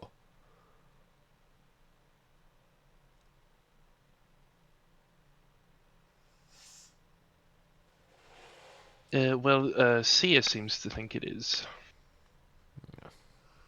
It makes sense. Yes. What are you doing with the tools? I'm not sure yet. I'll need to peer either into the future or into the past on how to use them. And remembering that journal of the last time maintenance was done to the beacon. Yep. I want to hang on. Where's the fucking? What do I roll for that? Only problem is, if you try to read the book, you don't have it. The captain has the book, and the captain is gone. That's a big inconvenience. Well, no, that's fine. I'm merely using the book as, or the knowledge from the book as an anchor point for the sight beyond. No worries. You know, we saw in the book the last time it was repaired, so using that as information to feed into the eyes, in order to peer back.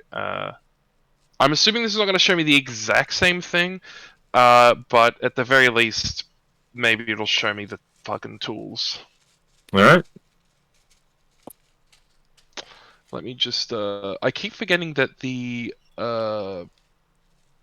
thingos are not on my sheet. They're in a different, they're on a different sheet. I'm pretty sure it's 2d4, but I can't remember. Kosis. Octangri, here we go. It is 2d4, okay. Oh, Jesus, I just took the maximum fucking amount. Cool. Yeah. And yeah. Peering back to the, I can't remember his name, but the guy from the book who logged the last time that he did maintenance to the beacon. You are, your mind and your just your soul is flung into the past. And it is hard to signify how far back you go. And then it arrives at that room of this young hobgoblin gentleman wearing very fancy formal attire, very aristocratic, noble. It's like Elven and Arcosian design combined together. It's ugly looking. And you see him writing in the journal from what you can remember in regards to the maintenance or perceived maintenance of the crystal.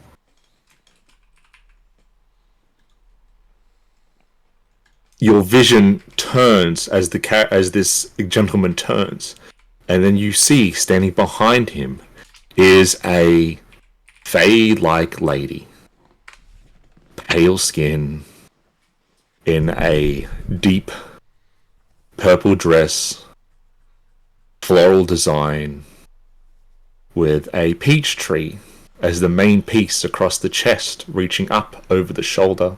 Her hair gold and silver. Her eyes a deep purple. And he goes, "My lady, everything has been done. I've written into the books that the beacon has been maintained upon your prescription. Please be aware that you will need to come and arrive and uptake it again. He's counting. In the next 13 cycles." "Yes, I'm quite aware. If not I, then my husband will attend to the beacon's maintenance. It's hard to do all my duties with a young one. But it will be noted, this is our design. This is our connection, our fork in the roads to those that need to be connected."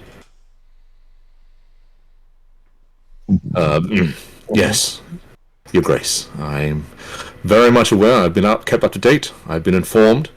And as the Chancellor for this part of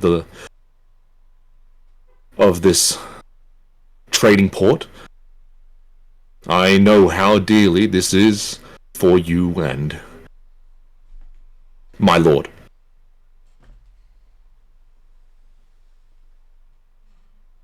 Now, if any of the others inquire about the beacon's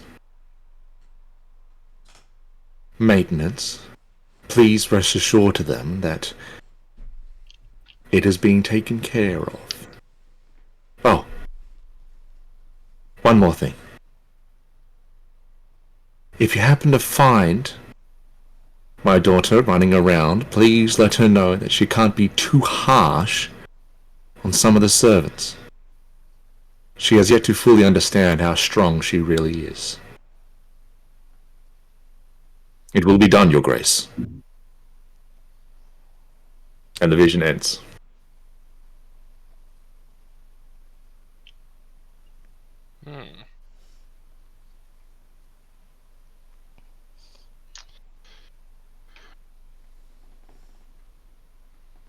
Interesting. But not what we're after.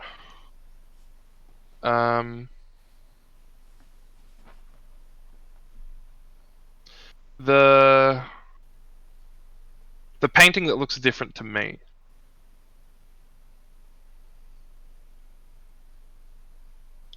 I want to think of that and then use the eyes again. So all the paintings look the same? It's the ghostly figure that is different. Yes. But just specifically looking at that, because that's the one with the heart on it, right? Correct. Yes.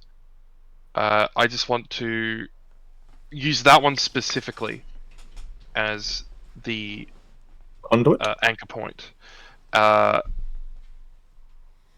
look into the past. Okay, so we're going to use her as a conduit to suss out what that might have to do with the artisan tools. Yes. Alright. Taking the maximum fucking damage again. Bloody hell. Can you handle? Man, let me tell you, 200 hit points is not that much. How much you got? No. Oh, that's good.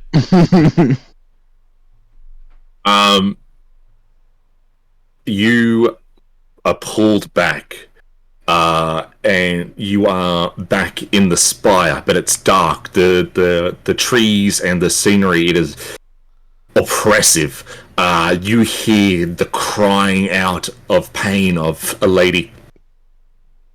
And you see, looking around, it's just blackness until there is light from a red orb that emanates from the same one that you see in your present, floating above the stomach of this lady, now in physical form. Standing around her are 7 figures. As your vision shifts to get a closer look, these are the 7 emperors. One of them has a set of artisan tools. Another is drawing or is painting a picture. 2 others have worked their magic into a sort of small circular portal. Seeing inside, you see a mosaic of a fae-like lady, except whole. One by one, their hands go in, rip out a shard of the mosaic figures where the chest is, which now floats in unison with 7 others in your time. The paintings get made one after another, like the ones in your time. And then the emperor with the utensils works with them. Each mosaic is hammered, bent, and tweaked in ways that is unimaginable to your comprehension. These are being worked on by gods. For what purpose is unknown, but the lady is screaming of pain. Her stomach is large, on the verge of birth. Another child.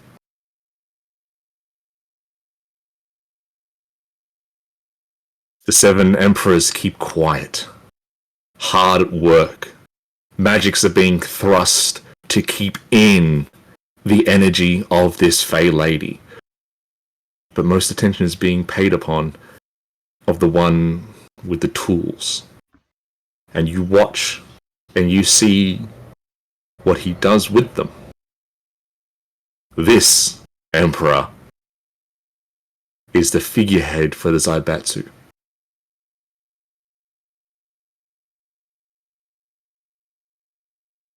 The job is done. The lady screams no more. The mosaic pieces are left surrounding her. A heart embedded in a circle of red. And you see the life force drain from the lady on the altar.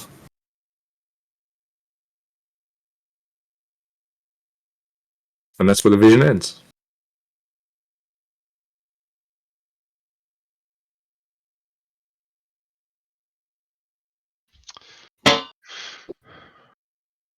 Right. That probably didn't give me a super good idea, but do I at least have like a base to go off of that? Yes, Zaibatsu dogs, man. that gives you enough to work the utensils without disadvantage. Okay.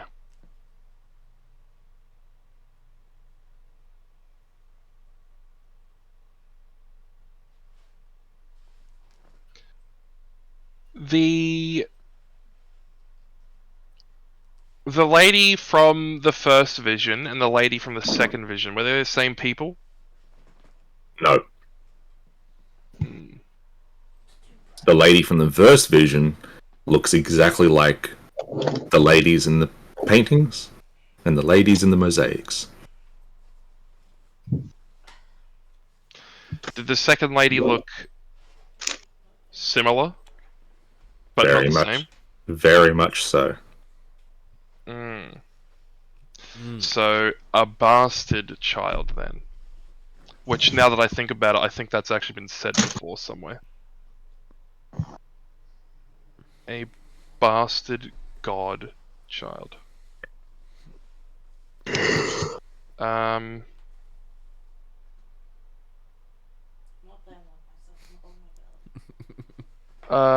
which then tells me that the lady in the mosaics is almost certainly the above board wife.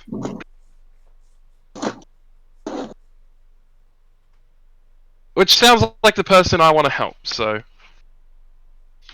all good. I am now completely loyal to this woman. Not radicalized yet, but we're getting close. Okay. Well, I feel like I might know enough about the tools to see how they're used, and I'll be able to work with them, maybe, but uh, And you know how to do that. maybe. But there is a ritual, and I believe I will need a subject. The heart in the painting, it's just a painting, right? It's not an actual fucking... So there's no visible heart within the paintings. The paintings are of this lady now attempting to get out of the painting itself. Right. Did you say something? Hell yeah. You can't have this. And the tools from the vision, Yep. they were working with the shards. Yes. But what were they doing to the shards? They were essentially molding the shards themselves into at least 2D forms of a heart. And as they were doing so, they were pulling the heart from the lady or possible child of the lady on the altar.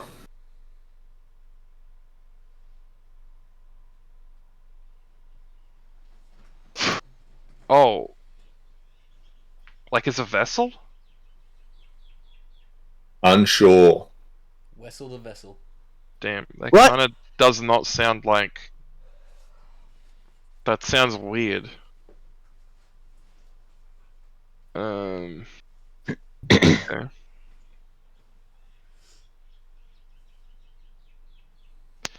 Well, step one complete. Are we ready for step two? Sort Yeah, of talking out loud to nothing, like to the lady.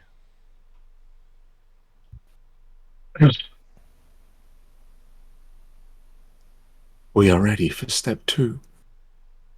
And then Sia, you hear, Sia, I'm going to need your body for the ritual. What? What does that mean? I am going to possess you to speak the words that are needed, and then once the ritual is done, I will let you go. Doing this will be your atonement, Atonement? For what? leaving your friend behind.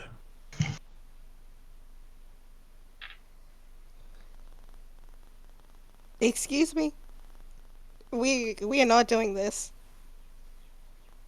You are not doing the emotional manipulation. Thank you very much. No more talking about that. Inch, she doesn't want to do it anymore. She fights against me. You must persuade her.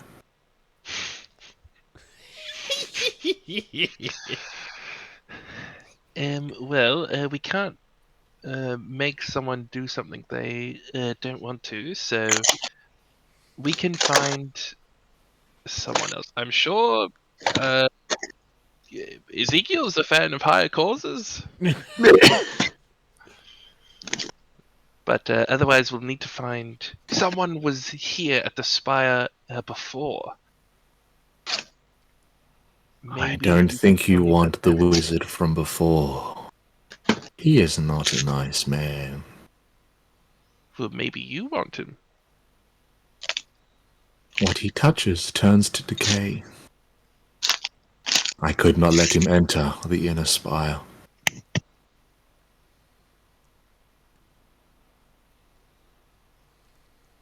Mages from the elemental chaos are not to be trusted. They are crazy, insane. Their minds are lost to the rupturing waves of chaos. Which is why I need Sia. For she is sound of mind and a wizard in her own right. A practitioner of the arcane, and only those with that sort of power and gift can even attempt the ritual. All right. Well, maybe give me something to work with here. Is this you? Where are you? Are you in any of these paintings? You don't hear anything apart from a light breeze that comes from nowhere, and the trees and the plants and the bushes in the spire itself start to move.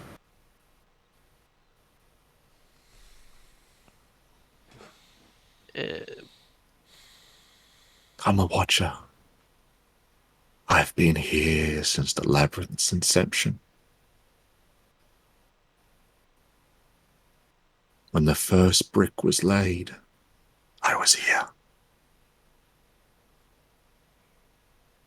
okay. Well, that's changed things dramatically. Well, well then, how do you know the ritual? You were here when this happened, but how do you know the ritual undoes what's been happening here? Now, isn't that a question?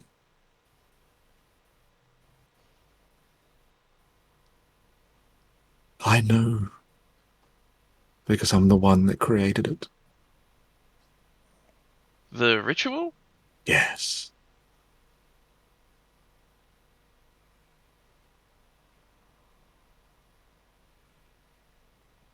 Um. Well, doesn't that mean that you know who is in here? Quite right. But you didn't know who Titania was, or Titania. And I don't. Well, in that case, the natural follow-up question would be, who is here? A lady in the portraits is my mother.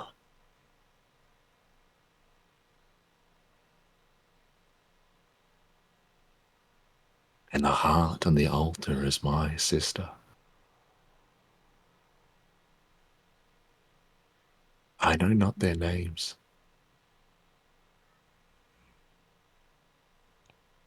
And you're a watcher? I'm all the watchers. I want to think back to that vision, that 2D shape. What was it?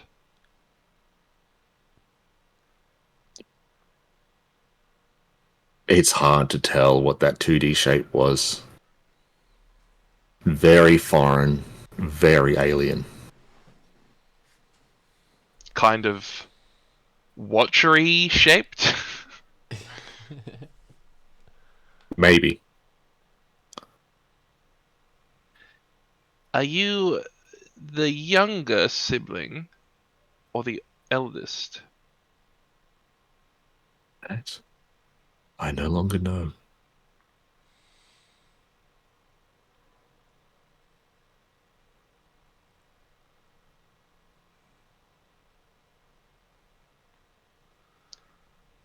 Okay.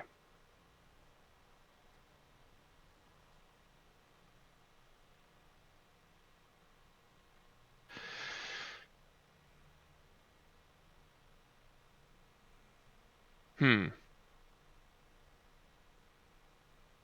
Different. I'm not sure how much that adds up. Because if the oh no, yeah, Sorry, would that add up? I am needed elsewhere. And you feel her presence leave. I don't know what just happened, but I have maybe bought us 5 minutes to decide what we're gonna do. What are we As going to do? the person just told me that they had to go. Where would they go in here? I don't know. Well, it seems more like a consciousness thing. Ah, The right. consciousness was here, and then it left Right, well, that makes to go somewhere else. it's a bit of a bigger picture thing. So what's your plan here, Finch? Well, the entity, we'll just say, told me that it was the Watchers, the ones that are above the labyrinth. In here? It told, yes. It also told me that it is potentially the sibling of, uh, the little girl that keeps being referenced in some of these mosaics and books that we are finding. Right. Um, How deep does this family run?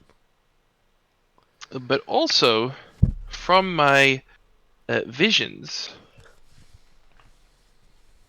mm, it seems like the lady in the picture is Gok Tengri's wife, Yes. and potentially there was a mistress, uh, which Gok Tengri's actual children are from. But then it's said that its mother was Gok Tengri's wife, which is very odd Right. and doesn't quite So she's the match up firstborn? with other stuff. Well, more so that uh, Gok Tengri's children didn't come from his wife, from what we've seen.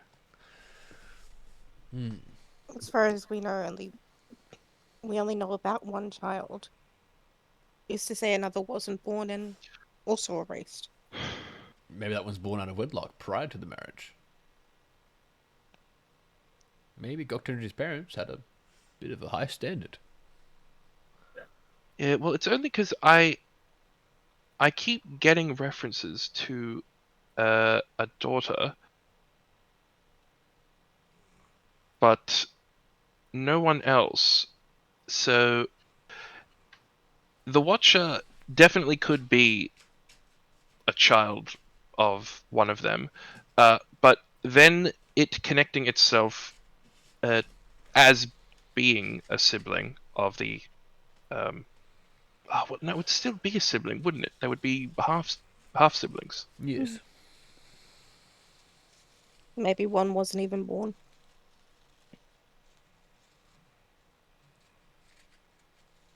Mm.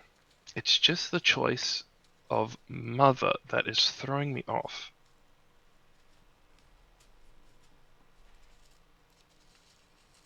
Because that would mean that um,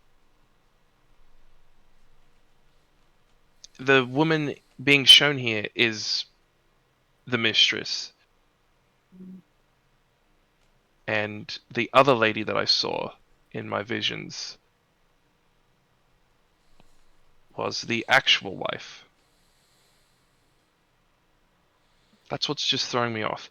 I'm not sure if I'm being made a fool of by the voice. I really, really want to help, but I'm also not sure whether I should take help from the voice. You haven't given her your name, have you? She couldn't do anything with it, even if she tried. I also don't know my name. Well, that's true. Well, Finch is your name.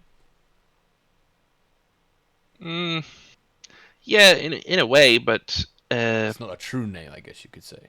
yeah, I think we're probably operating on a not a true name. A true name is a little bit different from that, but just your real name. Ah, right. Birth certificate name, you could say. Yeah, true name is more like a demon thing, you know. Right. Um, Do you have a true name? Everyone has a true name.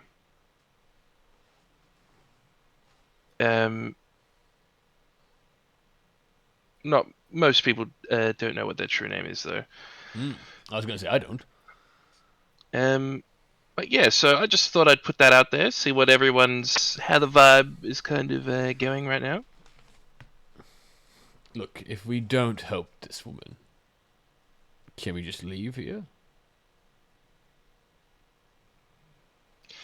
Well, we don't fully know how. If that's the case, as much as I don't want to help someone we don't know, if we're not going to get out without helping, I think that's probably our main course. And it's also that the beacon is further north west, isn't it? Correct. Yeah. Your vision, So essentially, with the combination of the map, you can place it within the citadel, yes. which Where are is the Lotus people? I just realized they were gone.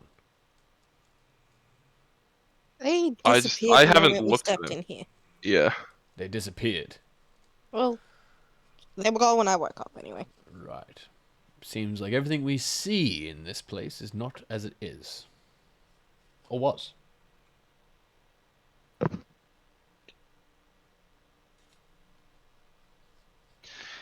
But I won't make you um, let. I won't make you be possessed, Sia. Be possessed. Honestly, if it were possible, I would just give it mine. But we are incompatible. Not only am I not arcane adjusted, I'm also already carrying a passenger, so can't really give it anything. So, Why are we talking about possessed for? Why is she possessing somebody? well, because we need the ritual, I guess. Right. Right, okay. It's the problem that I don't know enough information, and any question I ask is essentially a non-answer.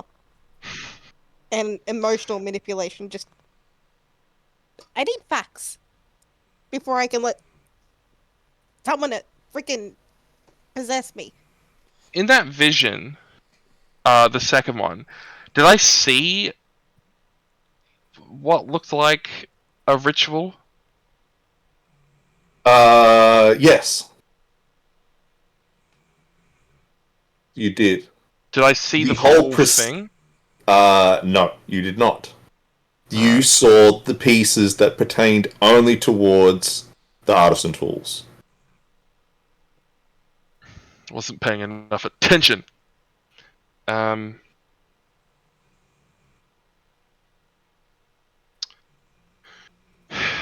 suppose I could look again, but then there's no way to know whether whether the ritual is the same to reverse it.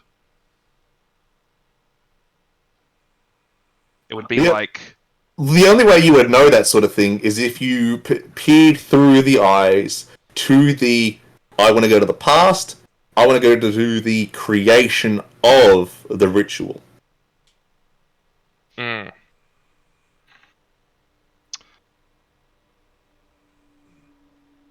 All right, let's do that then. Let me roll for my eyes. God, I'm using them so fucking much today. Oh my god, that's not the max again? No, it wasn't. Okay, that was fucking close though. Oh shit. How are we looking on that health? We've crossed more than 50% used. Rough. Alright, so we're going to the past. We're going to try and find the creation of the ritual itself. Correct? Yes. Alright. Whoosh! You are moved through time into the past.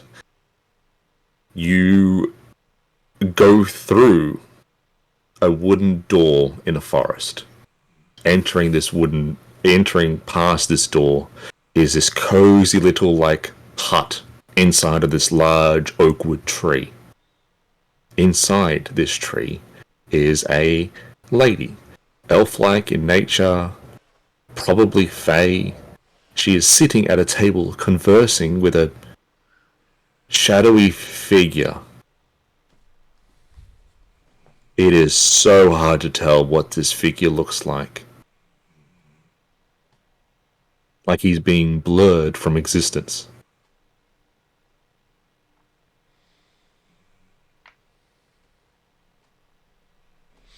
Ooh. Am I able to fight it a little bit? Kind of like how I've done a couple times, and just try and force the vision to show me. Roll a Constitution saving throw for me. Oh, that's a very scary one to ask for. Oh, okay, that's good. What's my constitution? Dirty 20. Dirty 20, nice. 20, yep. You're going to take an extra 15 damage, Oh, but the blurriness stays. But you get his voice. mm. Now, is this what needs to be done to contain her? Will this ritual be what they ask for? We cannot let her escape that labyrinth.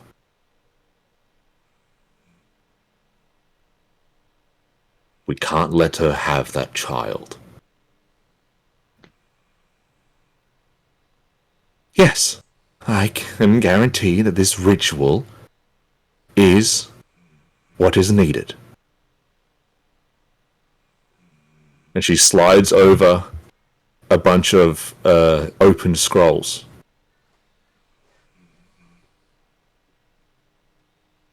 Arcosian arcane language is written all along it, but it's old Arcosian.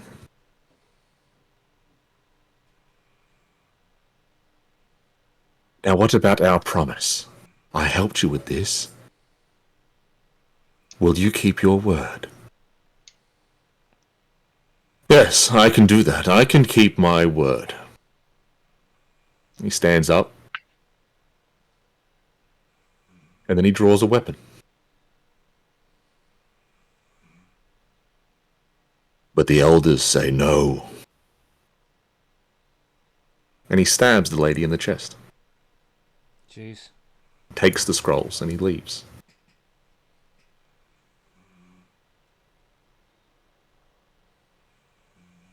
Your vision stays, for in her dying words, she casts a curse upon the scrolls. It's hard to hear. And then her breathing stops. And an archfey dies. A backdoor loophole to the ritual itself. which will allow for someone to negate it. All that has to be done is for the ritual to be reversed.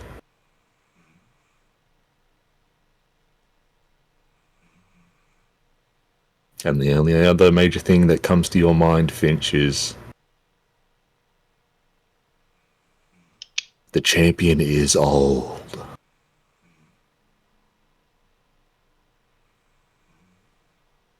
And your vision ends. Right.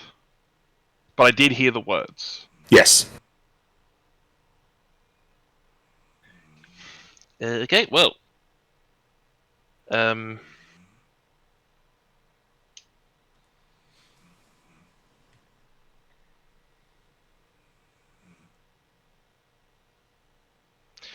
I have the words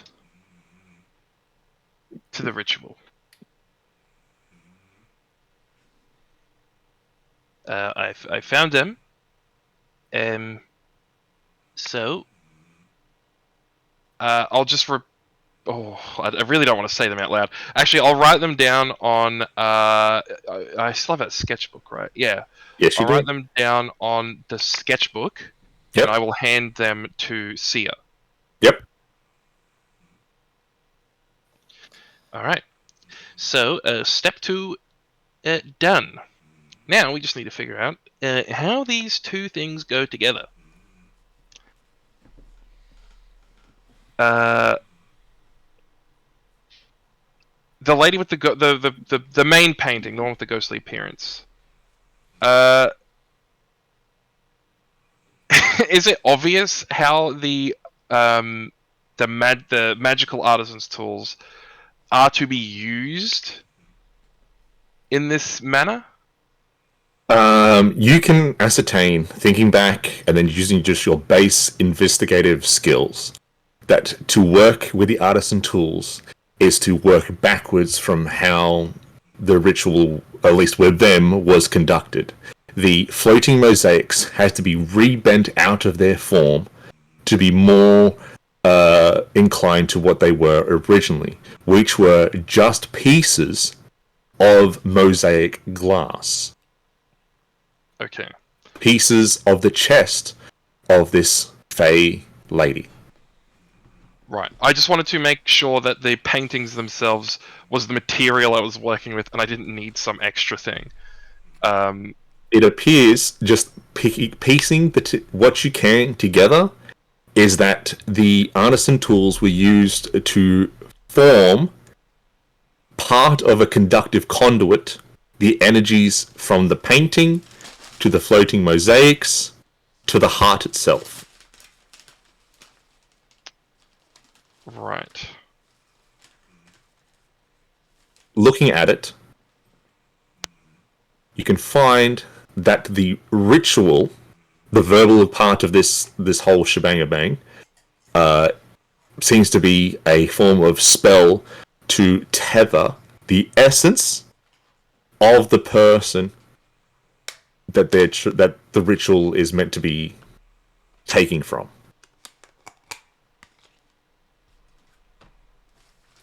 So dangerous. Yes. I am the one who can fuck up here. That's not good. The good news is, if you attempt to do so, you're not doing so with disadvantage. But the DC is 15. And you get On no a what mod. kind of check?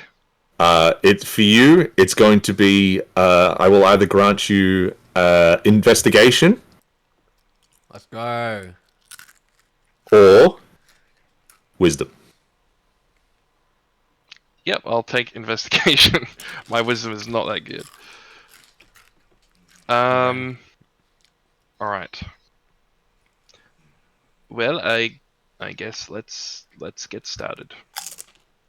Okay. In that memory, if we're just like literally doing the ritual backwards, I guess the spell would be first, right? Who knows? All right, then what order was it in the fucking vision? In the vision, you didn't hear any verbal ritual being cast, either before Oh, or yeah. after. You only saw what they were physically doing, and that's it. Yeah, I remember I couldn't hear anything, or I couldn't hear her at least, until it was over.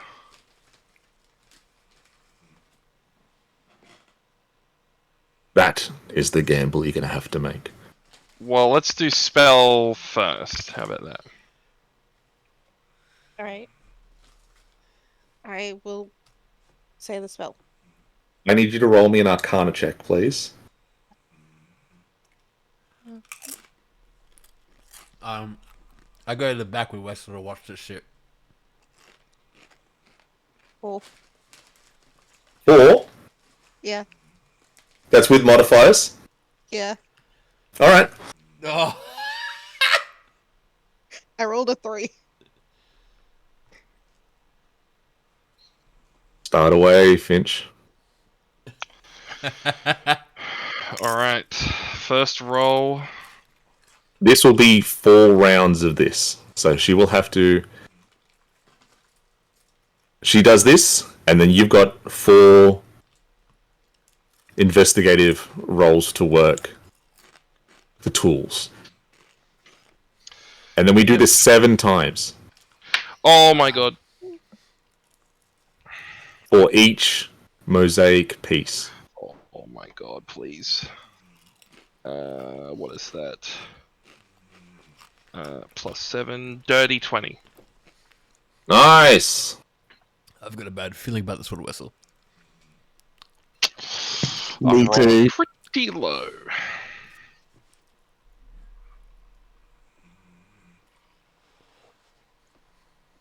And I've only got 1 get out of jail free card left. You work.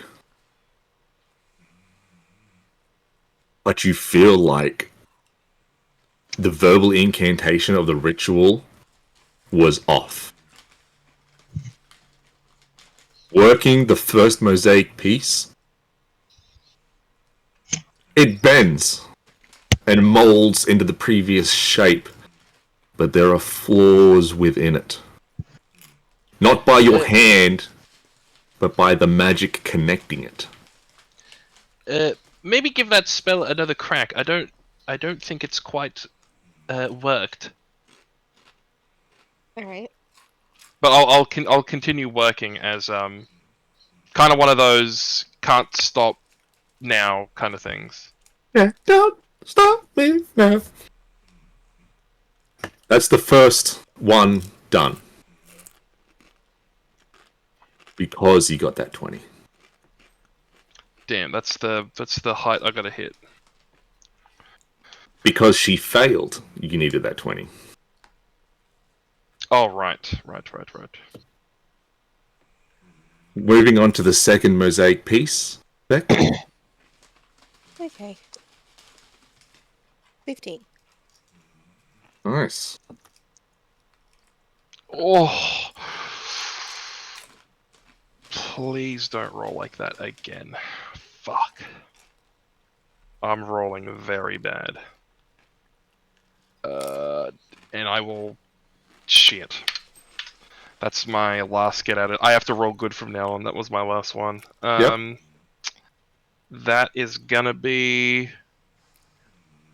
22. Alright. This one, much better.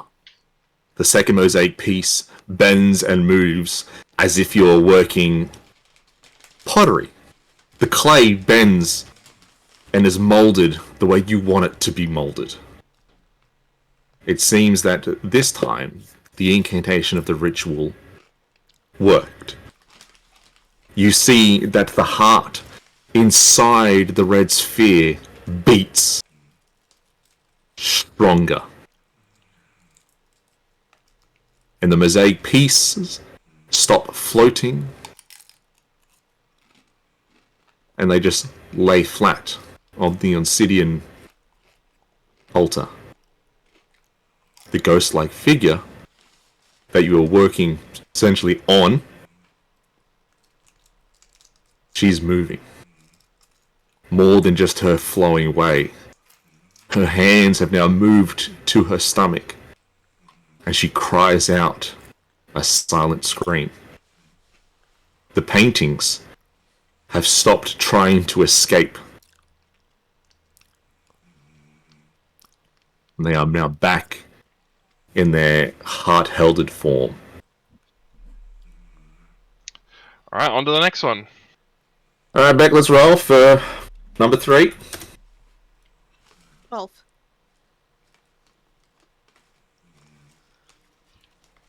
Alright, Finch, roll away. Oh, fuck. The first good roll of the day.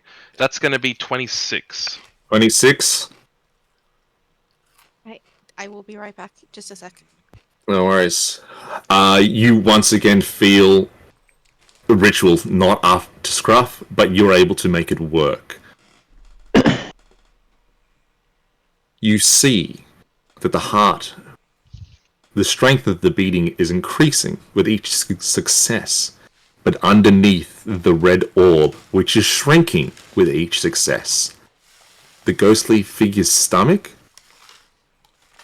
the womb where a baby might be, is increasing in size.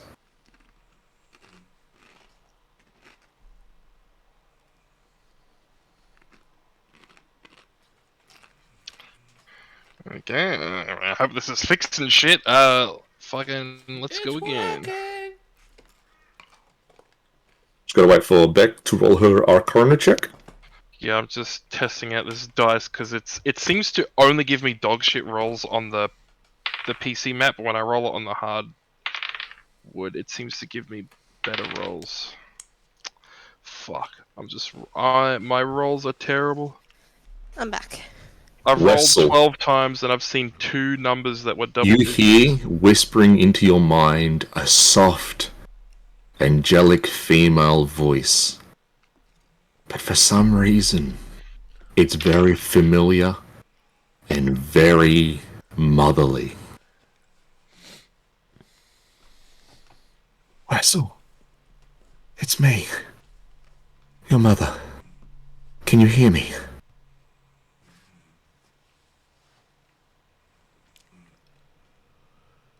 Bella? Wessel, you must listen to me. If they succeed with the ritual, bad things are going to happen.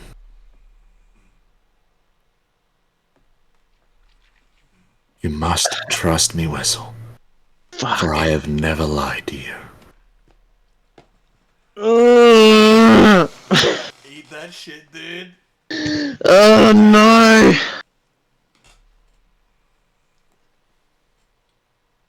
I promise you, Wessel.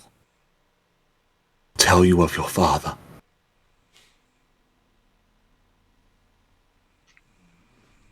Still lives.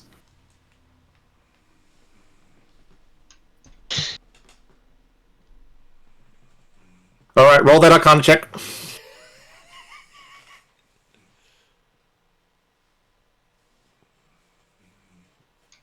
I just looked to my left and I'm like, Wesley, Who? you right? Miss Beck. No, she's gone again. There might be Hi. a tell Sorry. here. Muted. It was 17. 17? Alright. Brandon. Alright, let's go get a good roll. 16. 16. Alright. Once again, you feel like you've hit the bare minimum to work this into a success. The female ghost lady, once again, silent scream, her baby stomach increases in size. The paintings on the canvases are now of one of concern.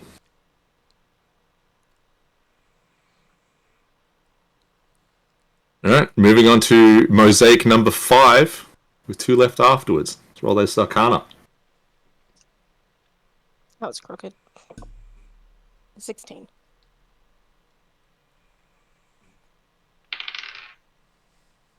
Oh fuck. Inspiration rolls, dude. No, that one was. Oh, don't I have a thing? No, that's insight checks. Fuck. That's gonna be a 10.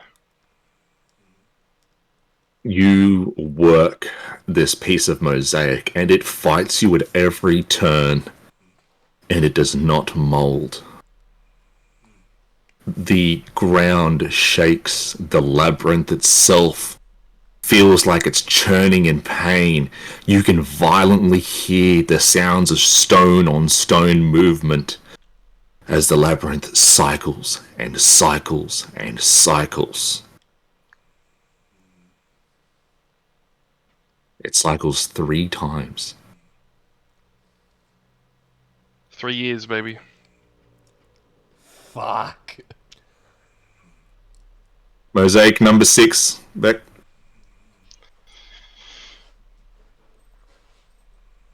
Five. Roll big, bro.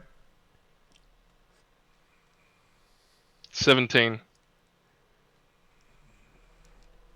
There is a cry that pierces through the spire itself.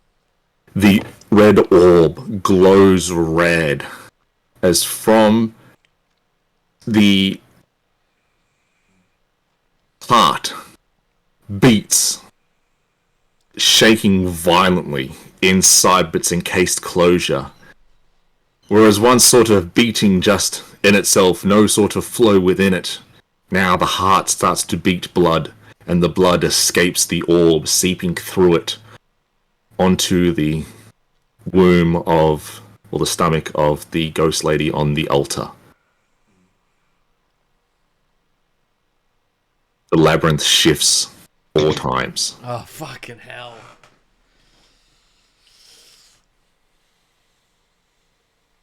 As a talking voice, spoken to you guys in a voice that you all know.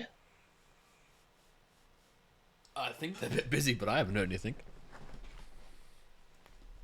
Why? What did you hear? Mama's telling me to Keep stop the rolling ritual. single digits, man. Beck rolled that last arcane. For the tricks. Oh, that one was a net Well, 20. if you're gonna do something, you can do it now. well, We're in fuck the you. last one. Uh, What did she say? What happened? what's gonna happen? Well, I don't know. What's Wessel? Not the last one. To my mum, you idiot! Well, I don't know your mother, do I? I'm asking her. Roll that arcana, Beck. 30-20. Oh god, and he's just gonna like hold his ears That's another down and at the 17 side from of his me. head. The last mosaic piece, worked and moulded by Finch with his artisan tools. The ritual sung out by Sia. It moulds, placing itself onto the altar. They start to spin around the orb, and the heart beats. Get back, Wessel. There is a sort of sickening, squelching sound. And then you hear it. The piercing screams of a woman in labor. The ghostly figure takes life.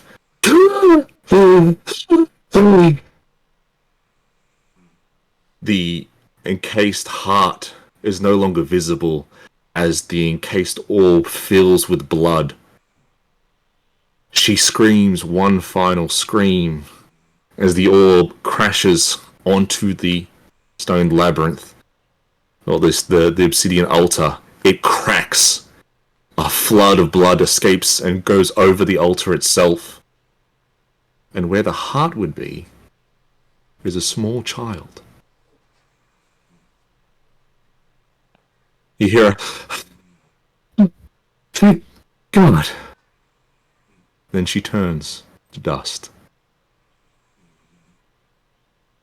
And the only remaining sound is a crying child. screaming for a mother it no longer has. Oh no. This was our way out, right? No, this was the way to stop the all of the weird stuff that keeps happening. The way out is the beacon.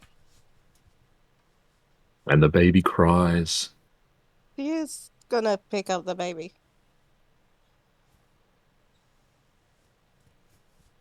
You look at this baby Finch, and your heart skips a beat. And you involuntarily cry. A strange familiarity with this child that is unexplainable to yourself. A proudness seeps into your soul, not of your own will. And then you hear it, a deep echo in the far reaches of your mind. I am a father.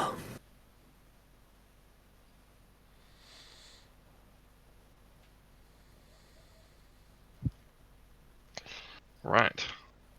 You all see as Finch's eyes glow green, absorbing all other light within this room, piercing down, focusing onto this child. And the child stops crying. And then, like flicking a switch, the light is gone, returned back to normal. And the child is there, sucking its thumb. Asleep. This pale, fey-like child with pointed ears and the beginnings of a gold and silver-coloured hair.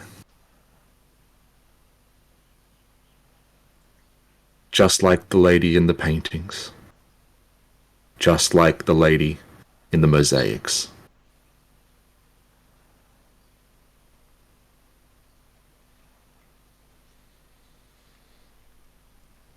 What have we done?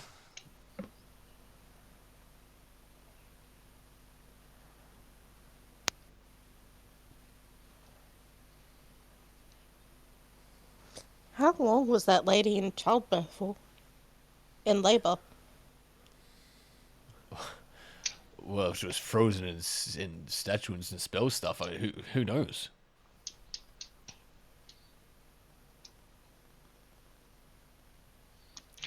The lady in the mosaics. You said she had the black eyes, or did the lady in the vision have the black eyes? The ghost lady on the table, that was there on the table, she had the black eyes. Okay. The lady in the portraits, and in the mosaics, and in the vision, she had deep purple. And what about Frigrid? You don't know what her eyes were. I never saw her face. You did, but it's a bit of a blur. It's hard to really make out. What color was Frigrid's hair? Golden blue. That of a golden yellow.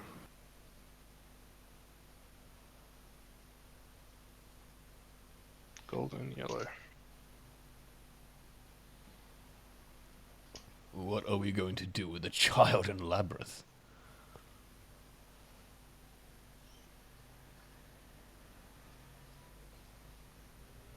But we can't just leave it. Obviously not, no, but...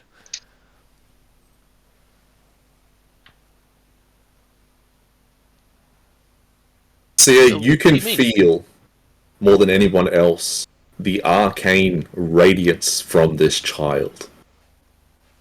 Almost overwhelming for someone so very young. That is a lot of magic coming from a tiny baby. Well, obviously it was born of magic. Also, probably God. It's in your care, Finch. I don't have it. it's in front of you.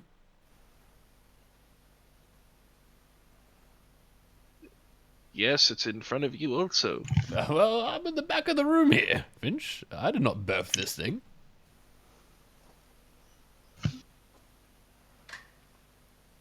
Either Well, way, I think it needs to come with us. well, yes, but we have fixed the lady. I'm guessing we won't see her again. Watch out for the voices, I guess. I don't know what the voice is going to think of this. Whistle, my son. Did you not listen to me? I am afraid that you will be here forever. Are you Save you. really my mum?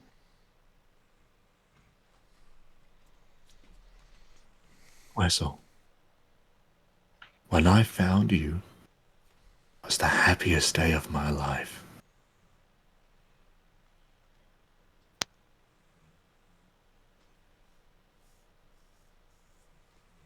And I'm sorry that I am no longer with you to protect you.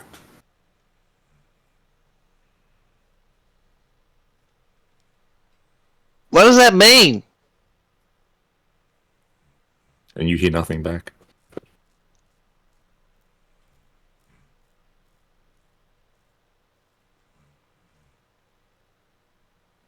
Gonna kick a stone across the room. He's very confused.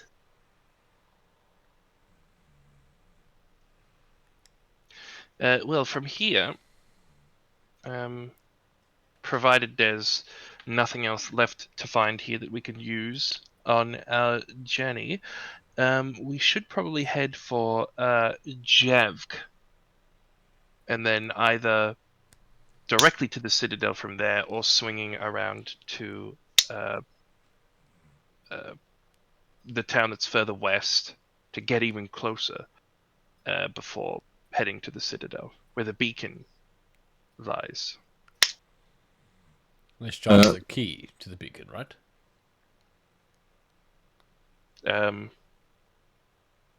Probably not. Right. Okay. Besides this, altar situation, there are 3 other rooms that you can see inside this area. Besides that, there's the spiral stairs further up into the spire itself.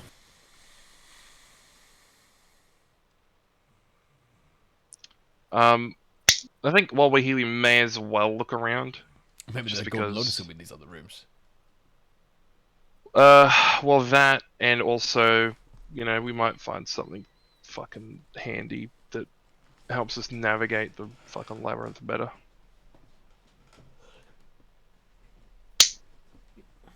So before I head up the stairs, I'll just look through the 3 rooms. All right. So the first room, I'm going to say to the essentially to the left of the foyer. The door opens up easy enough, and inside it is a sort of circular crook with a circular room. It appears to be a religious shrine. You see a bunch of statues and figures laid up in various poses and asphyxiations on this shrine itself. There's a lot of sort of paperwork and scrolls and incense on the sort of desk before the level of statues. All the statues look like Goktangri. And the chick that he has his arms across from the previous room, which probably could be his wife. Roll an investigation check for me.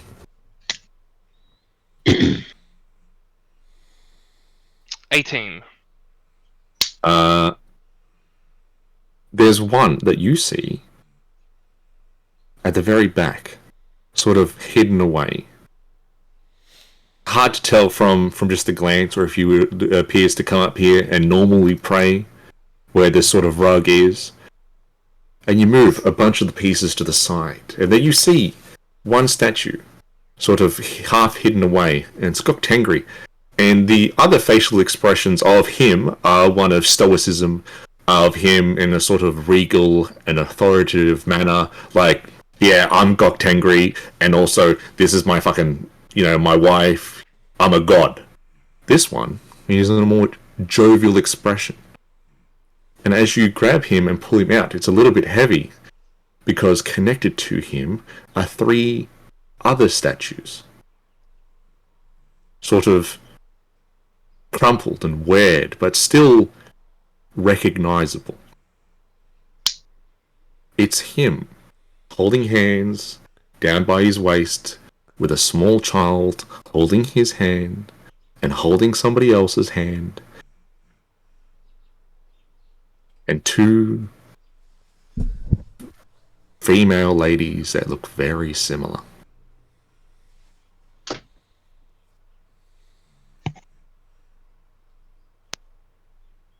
But because of the wear on this statue, it's hard to make out who.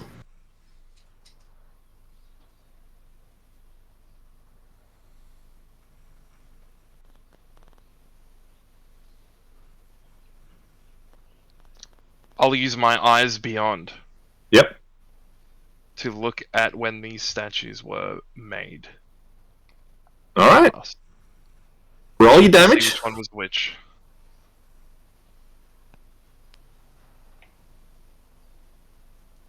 Okay, that did not kick my ass that time.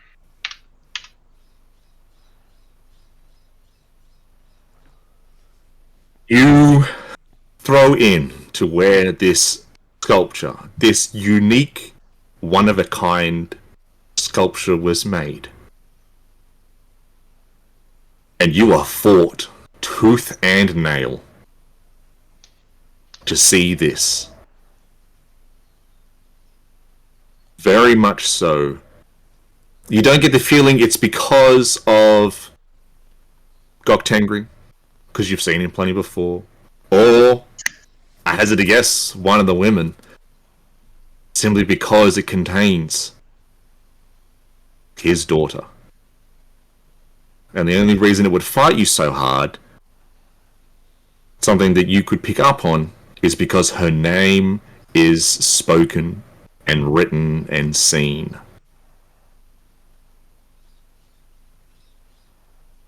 But you pushed through. Struggling before, now not so much. Into a silent vision of a very beautiful hillside lunch that is taking place, where a potter has been brought up to create a unique, individualized piece of Gok Tengri, his daughter, his wife, and someone else who looks, or who looked, like the ghost lady from before. And this lady is pregnant.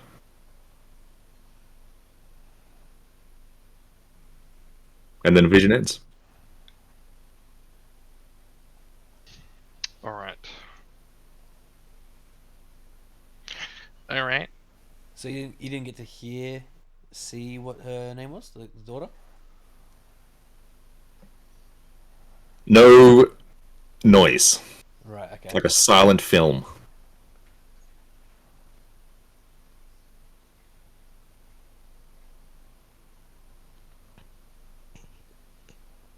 The other 2 rooms, one of them at the north end of the temple, or the spire, opens up, contains a bunch of vases, bookshelves, and a sort of like sitting down, charcoal sort of barbecue style eating area. Like a communal sort of, where you come here to might have lunch or to mingle. Nothing here seems to pique interest of importance. when you go to grab one of the books, it essentially just crumbles to dust in your hands. But the third room, to the right of the foyer, the door is locked.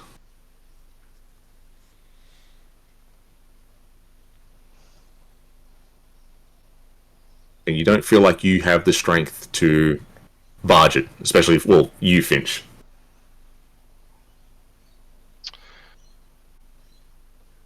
Right. Let me have a look.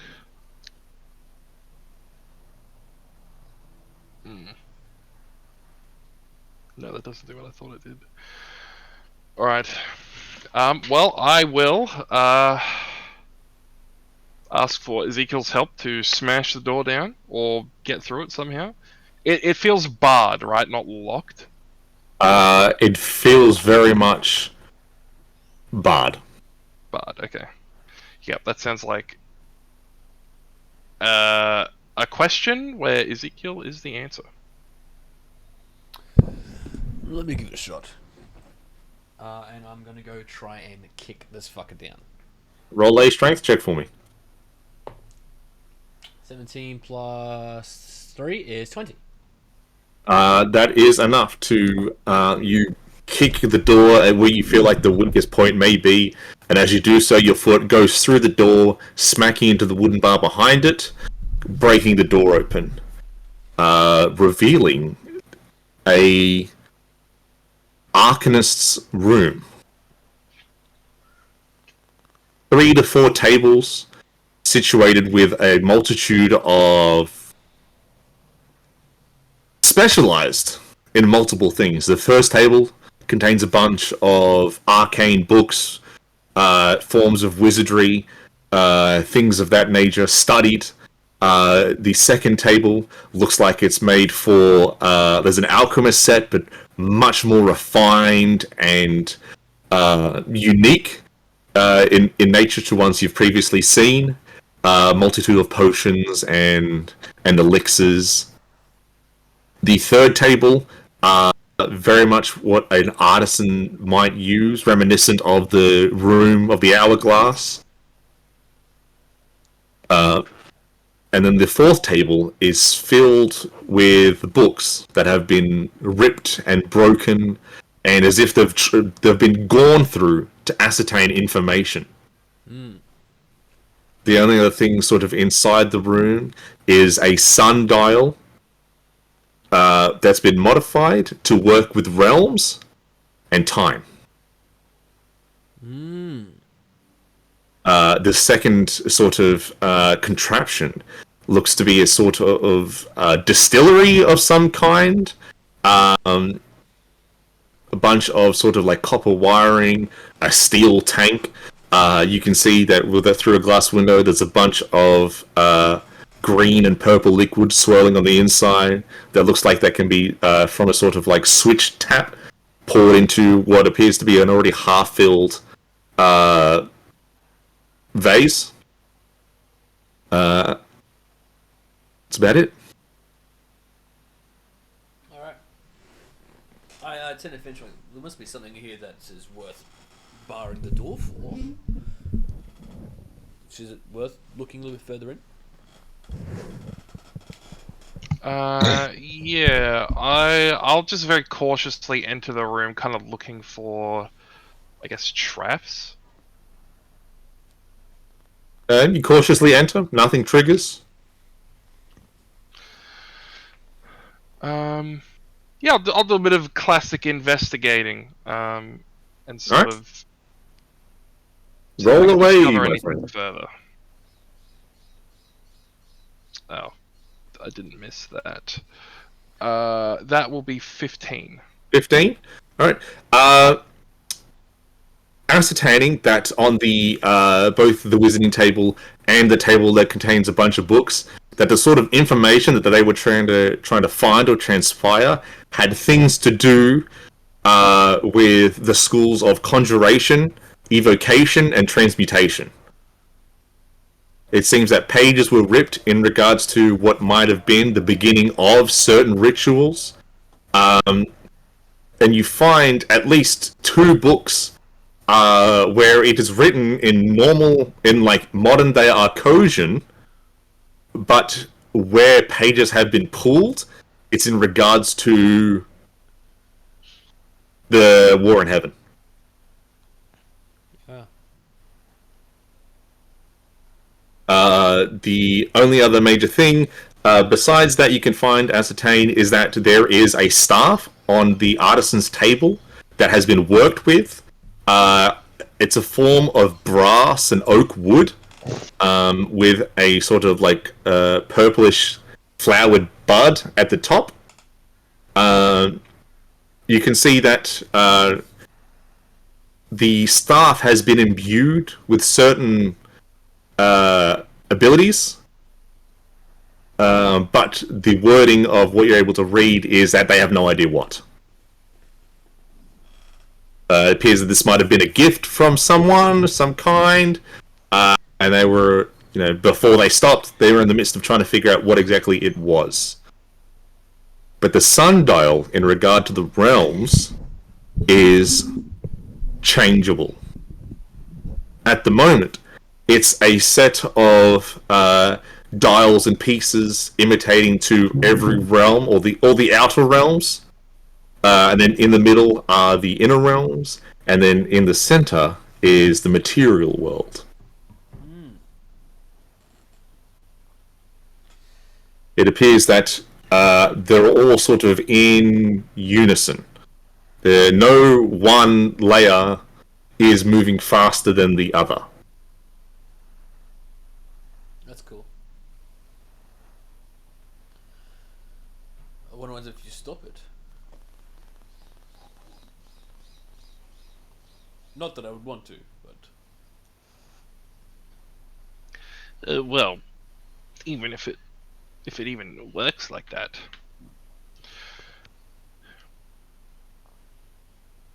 You see that on the sundial itself, there's a small little inky liquid that kind of looks like mercury. It looks like a solid liquid. But where it is, it looks like there's a small like kneeling station around it and a sort of gripping hold. Maybe people put their faces in it. Who knows?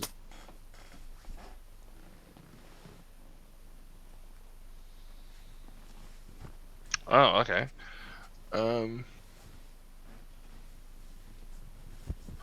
Well, we're probably gonna rest here, so I'll get a free use of my eyes back tomorrow. I can have a look at that and see what people did with it. Maybe Is it it's worth- cleaning themselves. is it worth going to the top of the spire then? Well, we've searched everything down here, so yes, we can all go up together. Alright. You guys get together? Who's taking the baby? Oh, yeah. I So was doesn't gonna have a Sia- look doesn't around to Sia see have if the there's baby? any. No, I was on the altar. Yeah, didn't she then say she went to it? Yeah. Not my Yeah. apologies. I was gonna have a look around to see if there was like something I can makeshift into a carrier or something. You could probably. There's a couple of like flags around that are sort of like nondescript in regards to what they're showing. Seems to be more of like a fancy nobility style, like important flags, but nothing that would indicate to you of anything of importance. I mean, you could like pull one down. The fabric of the flags feel very soft, kind of like velvet. So you could probably pull one of those down and makeshift like a baby string for yourself. Yeah. Might as well, if we're taking this little one with us. All right.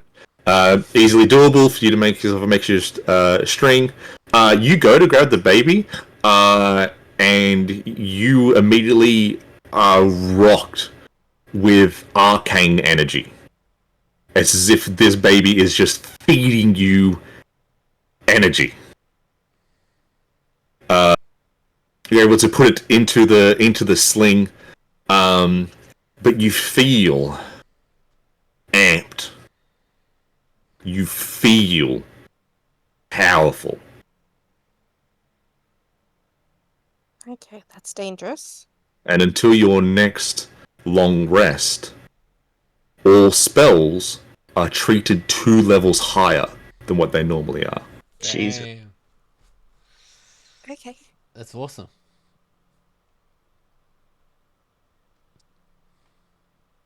Besides that, the baby is still quite asleep, sucking its thumb. In all its baby glory. You guys come up to the closed door to the foyer. You guys open the doors, and then you see standing there is someone that Finch has seen only in his visions. Oh no. A large, muscle-bound, overgrown creature of emerald. A hulking monstrosity of muscle, covered in the blood of his foes. And at his feet are the bodies of your Yellow Lotus companions. Oh man. Fuck. And that's where we end today's session. Ah, you Fucking fucker. knew it. Yeah, I knew it too. Oh damn.